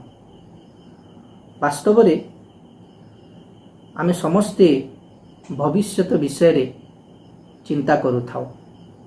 मनुष्यर भविष्यतटी कौन हब, पृथ्वीर भविष्यतटी कौन हब, ता उपरे आमे अनेक समय चिंता करूँ, विचार करूँ, तर्जमा करूँ। किंतु जेतेबेले आमे माँ श्री अरविंदंकर कथाटी को पढ़ू, ताको अनुभव करूँ, सेतेबेले आमे स्पष्ट हो पृथ्वीर भविष्यत विषय, मानव समाजर भविष्यत विषय। माँ श्री अरविंद जेतेबेले सशरीर पृथ्वी रे थिले, सेई समयर पृथ्वी एवं वर्तमान पृथ्वी भितर बहुत पार्थक्य रही। श्री अरविंदंक पंडिचेरी रहणी समय रे आमे दीटा विश्वयुद्ध को प्रत्यक्ष करथिले। शिक्षा, स्वास्थ्य सबु क्षेत्र रे विश्व बहुत पछरे थिला। लोक माने अनाहार रे मरुथिले, शिक्षा पाई पारु नथिले। एई भली गोटे अंधकारमय पृथ्वी भितरे प्रभु आसिकी गोटे आशार बाणी आमको देइथिले। प्रथमे स्वाधीनतार स्वप्न देखैथिले एवं ताहा साकार मध्य हेला। अनेक देश जो माने सब पराधीन थिले से माने सब स्वाधीन हेले। आमको दिव्य जीवन बड़ी ग्रंथ देले एवं से दिव्य जीवन ग्रंथ रे जहाँ उल्लेख कले कि यही सबू अवस्था परे मध्य पृथ्वी एक दिव्य जीवन आड़को जाउछि, एक महत्तर जीवन आड़को प्रस्तुत होउछि। माँकर गोटे कथा मने पड़े। माँ थरे गोटे चलचित्र देखुथिले। चलचित्रटीर ना होछि रानी रासमणी। रानी रासमणी 1847 मसीह जो प्रसिद्ध दक्षिणेश्वर काली मंदिर रही ताकू निर्माण करैथिले। ता सहित से जड़े विधवा नारी भावरे मध्य रहीकि अनेक सबु उन्नतिमूलक कार्य देशर जनता मानक पई करिथिले। तांको उपरे गोटे चलचित्रटी आश्रम रे प्रदर्शित होइथिला एवं सेहिथिर गोटे अंशरे देवता मानकर पूजा, मूर्ति एसबु उपरे गोटे पार्ट रे देखा जाइथिला। तो से जिनसटी को देखिकी माँकर गोटे अनुभूति होउछि जे ए सबु पूजा पाठ, धर्म, नैतिकता ए सबु अत्यंत गोटे पुराना सृष्टिर, टू फार ओल्ड। एवं वर्तमान आमे एमिति गोटे जुग आड़क जाउछि जो जुगटी संपूर्ण भाव में गोटे नुआ प्रकार सृष्टि हब, गोटे नूतन सृष्टि हब। एवं से कहउछंती what is happened the really new thing, जहाँ किछि घटिछि संपूर्ण भाव में एक नूतन कथा। Is that a new world is born born born. गोटे नुआ सृष्टि जन्म ग्रहण करछि, जन्म ग्रहण करछि, जन्म ग्रहण करछि। It is not the old one transforming itself, it is a new world which is born. गोटे पुराना सृष्टिर कथा से कहूना जोटा रूपांतरित होइछि, गोटे संपूर्ण एक नूतन जगतटे एठी जन्म लाभ करछि। तापरे गोटे अधिमानस सृष्टि कथा कहिसंती जेतेबेले देवता माने सर्वोच्च भाव में रहीकि पृथ्वी को परिचालित करछंती ଏବଂ ଆମେ ଏମିତି ଏକ ସମୟକୁ ଆସୁଛେ ଯେତେବେଳେ ସେଇ ଦେବତାମାନଙ୍କ ରାଜ୍ୟ ସେ ଦେବତାମାନଙ୍କ ଯେଉଁ ଅଧୀନରେ ପରିଚାଳିତ ହେବାର ସମୟ ବିତି ଯାଉଛି ଏବଂ ଗୋଟେ ଅତିମାନସ ଚେତନା ଏ ବିଶ୍ୱକୁ ଆସୁଛି। ଗୋଟେ ଏମିତି ଏକ ଜଗତ ଭିତରକୁ ଆମେ ପ୍ରବେଶ କରିବାକୁ ଯାଉଛେ ଯେଉଁଥିରେ ବର୍ତ୍ତମାନର ବ୍ୟବସ୍ଥା ଆଉ ନଥିବ, ସମ୍ପୂର୍ଣ୍ଣ ଏକ ନୂତନ ବ୍ୟବସ୍ଥା ହେବ। We are now witnessing the birth of a new world. ଆମେ ଦେଖୁଛେ ଗୋଟେ ନୂଆ ପୃଥିବୀର ଜନ୍ମ ହେଉଛି। It is very young, very weak. ସେ ନୂଆ ପୃଥିବୀଟି ଯୁବକ ଅବସ୍ଥାରେ ଅଛି, ଛୋଟ ଅଛି, ଦୁର୍ବଳ ଅଛି, not in its essence but in its outer manifestation. ତା ଭିତରେ ଶକ୍ତିର ଅଭାବ ନାହିଁ, କିନ୍ତୁ ତାର ଯେଉଁ ଆଉଟର ମ୍ୟାନିଫେଷ୍ଟେସନ୍, ଯେଉଁ ବାହ୍ୟ ପରିପ୍ରକାଶରେ ସେ ଦୁର୍ବଳ ଭାବରେ ପ୍ରତୀୟମାନ ହେଉଛି, କାରଣ ସମ୍ପୂର୍ଣ୍ଣ ଭାବରେ ସେ ଶକ୍ତିଶାଳୀ ହେଇନି, ପ୍ରକାଶିତ ହେଇନି। এইভাবে গোটে পৃথিবীতে এটি জন্মলাভ করেছি। বাস্তবরে বর্তমান যদি আমি সমগ্র বিশ্বর কথাটি চিন্তা করিবা, মানব জাতির কথাটি চিন্তা করিবা, তাহলে দেখিবা যে ସବୁକିଛିର ବେସ୍ରେ ଯେମିତି ଗୋଟେ ରିଲିଜିଅନ୍, ଗୋଟେ ଧର୍ମ ଭାବନା, ଗୋଟେ ଧାର୍ମିକ ଭାବନା ନେଇକି ଆମେ ପରିଚାଳିତ ହେଉଛୁ। ଧର୍ମ ନାଁରେ ବହୁତ ସଂଘର୍ଷ, ବହୁତ ବିବାଦ ଆମେ ସମସ୍ତେ ଅବଗତ।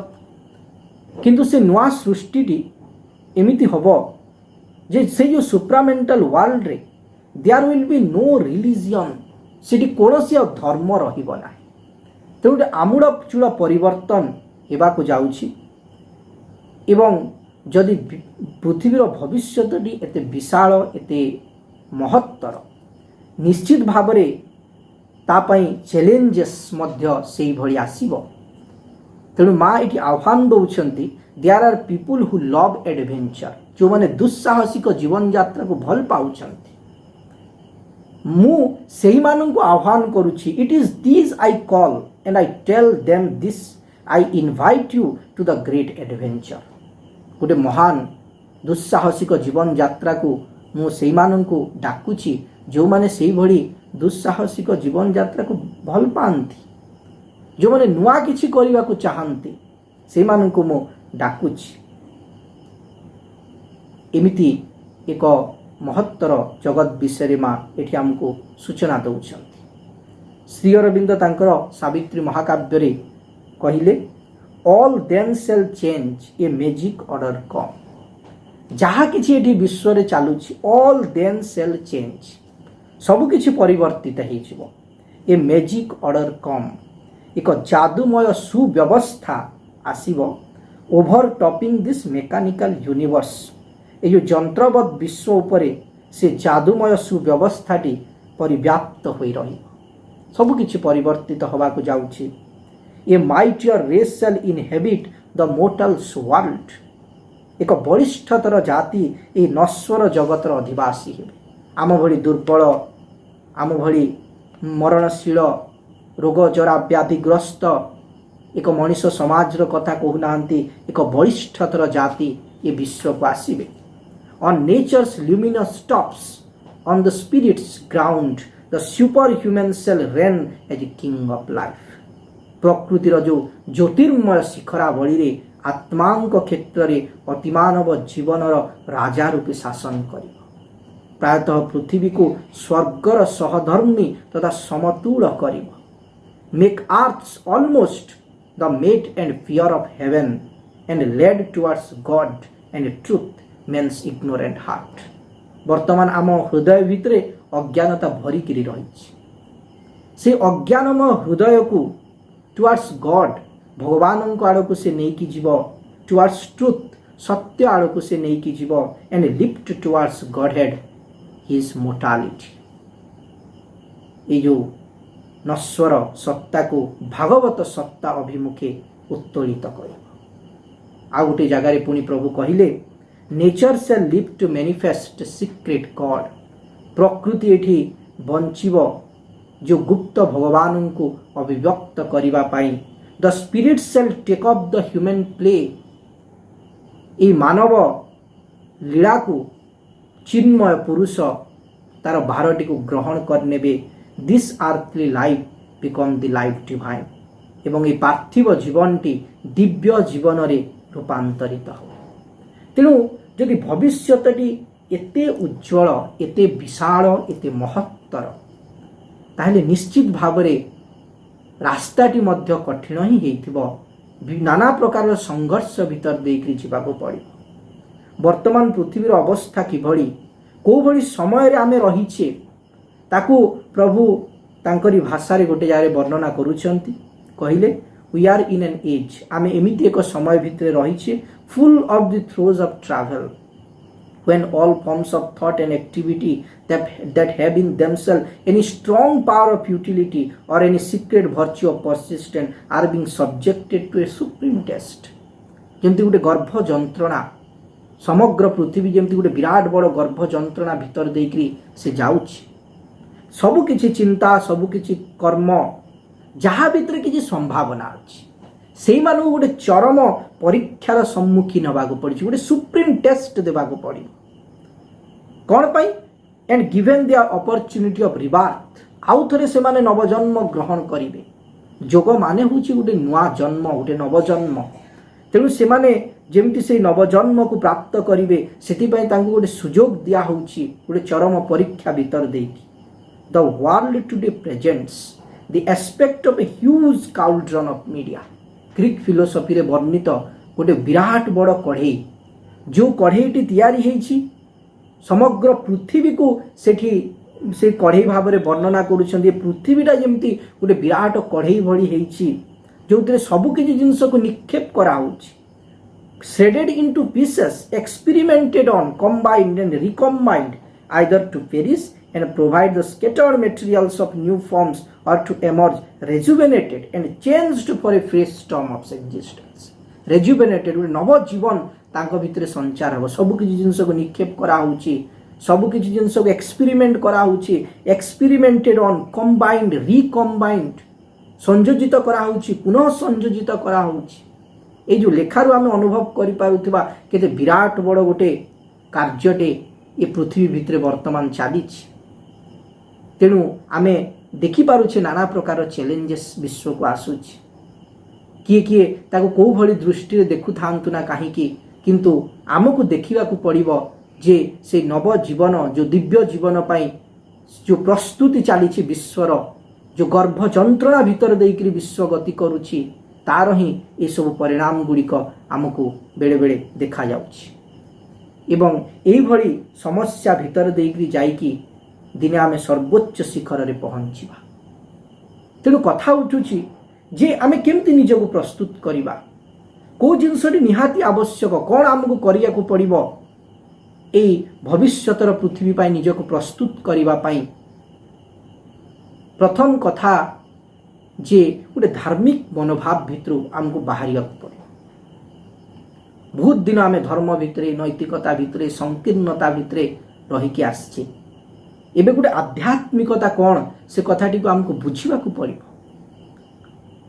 ପ୍ରକୃତ ଆଧ୍ୟାତ୍ମିକତା କ'ଣ ଆମକୁ ସେ କଥାଟିକୁ ଜାଣିବାକୁ ହେବ ଏବଂ ଆମକୁ କ'ଣ କରିବାକୁ ପଡ଼ିବ। ମା ସେ ବିଷୟରେ ଗୋଟେ ଜାଗାରେ ସୂଚନା ଦେଉଛନ୍ତି। The future of the earth depends on a change of consciousness. ପୃଥିବୀର ଭବିଷ୍ୟତଟା ନିର୍ଭର କରୁଛି ଚେତନାର ପରିବର୍ତ୍ତନ ଉପରେ। ସବୁକିଛି ହେଉଛି ତ ସେ ଚେତନାର ହିଁ ଖେଳ, ସବୁକିଛି ହେଉଛି ସେ ଚେତନାର ପରିପ୍ରକାଶ। କନସିୟସନେସ୍ ଗୋଟେ ଏମିତି ଏକ ଶବ୍ଦ ଯେଉଁଠି ତାକୁ ଲଗେଇବେ ସେଠି ସେ ଫିଟ୍ ହେଇଯିବ। ଆମେ ପୁରାପୁରି ନିମ୍ନରୁ ଇନକନସିଏଣ୍ଟ ଦେଖୁଛେ, ସବକନସିୟସନେସ୍ ଦେଖୁଛେ। ତାପରେ ଆମେ mental consciousness, vital consciousness, physical consciousness, आसुरिक कॉन्शियसनेस भी देखुचे, लोअर कॉन्शियसनेस देखुचे, हायर कॉन्शियसनेस देखु, सुप्रामेंटल कॉन्शियसनेस, ओभरमेंटल कॉन्शियसनेस सबु जगार से केतेबेले जेतेबेले से प्राण सहित जड़ित हो जाउछ, हम देखो भाइटल कॉन्शियसनेस कहूचे, लोअर भाइटल सहित जोड़ी गले लोअर भाइटल कॉन्शियसनेस कहूचे। चेतनार उत्तरण दरकार, मानव चेतनार उत्तरण दरकार, चेतनार परिवर्तन दरकार, ता उपरे पृथ्वीर भविष्यतटी निर्भर करुछि। The only hope for the future is in a change of men's consciousness. मनुष्य चेतनार परिवर्तन उपरे पृथ्वीर भाग्यटी निर्भर करुछि and the change is bound to come. किंतु आमे केबे भी भाबिबानी जे हमर इच्छा हेले आमे चेंज पई प्रस्तुत हबा। से कहउछन्ती परिवर्तनटी निश्चित भाबरे आसीबो किंतु मनीष को गोटे सुजोग दिखाई ही विल बी कोलाबोरेट से सहयोग कर और it will be enforced upon him by the power of crushing circumstances. नाना प्रकार भयंकर परिस्थिति सृष्टि हो पारे आम जीवन भितरे आमको प्रस्तुत करने ये चेतनार परिवर्तन हुए तो कतिपय व्यक्ति वर्तमान सचेतन होती किंतु समग्र मानव समाज जदि अंधकार भितर रहिबे जदि बारंबार कहवा सत्वे मध्य से माने जदि न उठंती ताहेले महाकाली रूपे से तांकर शक्ति प्रयोग निश्चित भाव में करेंगे एवं समग्र विश्व को ऊर्ध्व को लेकिन जीवे। एठी आमको चॉइस दियाही जे आस किंतु ता माने नुह जे आमे जदि सत्य को ग्रहण न करिबा ताहेले सी चली जीव। माँ जमती गोटे मेसेज देइछंती बाछिनियो अन्य पंथा नाही सत्य अबा रसातल ट्रुथ और एबिस सत्य को बाछ नहले रसातल गामी हब। तेणु आमको निजे सचेतन होकि माँ पुणी कहले सो वेक अप एंड कोलाबोरेट। तेणु तुम जाग्रत हुआ एवं सहयोग कर। भिन्न एक परिप्रेक्षी श्री अरविंद कहउछंती जे फ्यूचर ऑफ ह्यूमैनिटी जो आछि सेइथरे आमे किभଳି भाबरे मोस्ट हेल्प करि पारिबा सहयोग करि Paribas. Therefore the individual who will most help the future of humanity ସେହି ବ୍ୟକ୍ତି ହିଁ ଭବିଷ୍ୟତର ମାନବ ସମାଜକୁ ସାହାଯ୍ୟ କରିପାରିବ। ସେହି ବ୍ୟକ୍ତି ହିଁ ଭବିଷ୍ୟତର ମାନବ ସମାଜରେ ସକ୍ରିୟ ଭାବରେ ଅଂଶଗ୍ରହଣ କରିପାରିବ। In the new age will be those ସେହି ବ୍ୟକ୍ତିମାନେ who will recognize spiritual evolution as the destiny। ମାନବର ଭାଗ୍ୟ ହେଉଛି ଗୋଟେ ଆଧ୍ୟାତ୍ମିକ ବିବର୍ତ୍ତନ गोटे स्पिरिचुअल इवोल्यूशन ये कथाटी को जो व्यक्ति माने रिकॉग्नाइज करेंगे जो व्यक्ति माने ये कथाटी को जानी पारिबे and therefore the great need of the human being वर्तमान मनीष जो भली अवस्था भितर रही तार एटा होची चरम आवश्यकता आध्यात्मिक विवर्तन। किंतु जीवनटी को आम एते स्वार्थपर एते अहंकारपूर्ण बंचुजे ता भितर आध्यात्मिकतार चिन्ह वर्ण मध्य न थाए। तेणु जो व्यक्ति माने ये आध्यात्मिक विवर्तनटी को जानी पारिबे निज भितरे थिबा आत्मार आविष्कार प्रति चेष्टित हेबे हृदय भितरे थिबा भगवान को दर्शन करिया को पड़िबो। जोग समन्वय ग्रंथरे से कथाटी को बारंबार कहउचंती जे जदि आमे विराट जोग पथरे प्रस्तुत होबा को चाहूँ ताले भगवान को हमको भितरे खोजिबा को पड़िबो। जेमति श्रीकृष्ण गीतारे कहिथिले ईश्वर सर्वभूतानां हृदयेषु अर्जुन तिष्ठति। A being no bigger than the thumb of man into the hidden region of heart वृद्धांगुली ठारू अधिक बड़ नुह एक ए बीइंग एक सत्ताटी मनीषर हृदय भितर रही। ईश्वर सर्वभूतानां हृदयेषु अर्जुन तिष्ठति। जो भगवान आम अंतर भितर रही सकल धर्मर अतीत सकल जातिर अतीत से परम को आमको दर्शन करने को पड़े। ताही यथार्थ आध्यात्मिकता जे आत्मा आड़ को आमको लेकिन जाए आत्मार साक्षात्कार आड़ को लेकिन जाए। तेणु से आध्यात्मिक विवर्तन प्रति सचेतन होगाक पड़ो। यहाँ हूँ मानवर भवितव्य। जो व्यक्ति माने एथि प्रति सचेतन हेबे सेही माने ही भविष्यतर मानव समाज पाई बृहत भाव में कार्य करें। तेणु वर्तमान आमे सचेतन हबार समय जाग्रत हबार समय उत्तिष्ठत जाग्रत प्राप्य वरान निबोधत। एबे आमे उठिबा जाग्रत हबा एवं से सत्य विषय सचेतन हबा पृथ्वीर भविष्यत विषय सचेतन हबा निजर लक्ष्य विषय सचेतन हबा एवं गोटे उज्जवलमय भविष्यत आड़ को आमे यात्रा करिबा। जहाँ चैलेंजेस आसु सबुकिछि भीतर देकी जिबा एक दुस्साहसिक अभियात्री हबा एक दुस्साहसिक अभियान भागीदारी हेबा अंशीदार हबा। समस्त को अनेक धन्यवाद। वंदे मातरम। नमस्कार।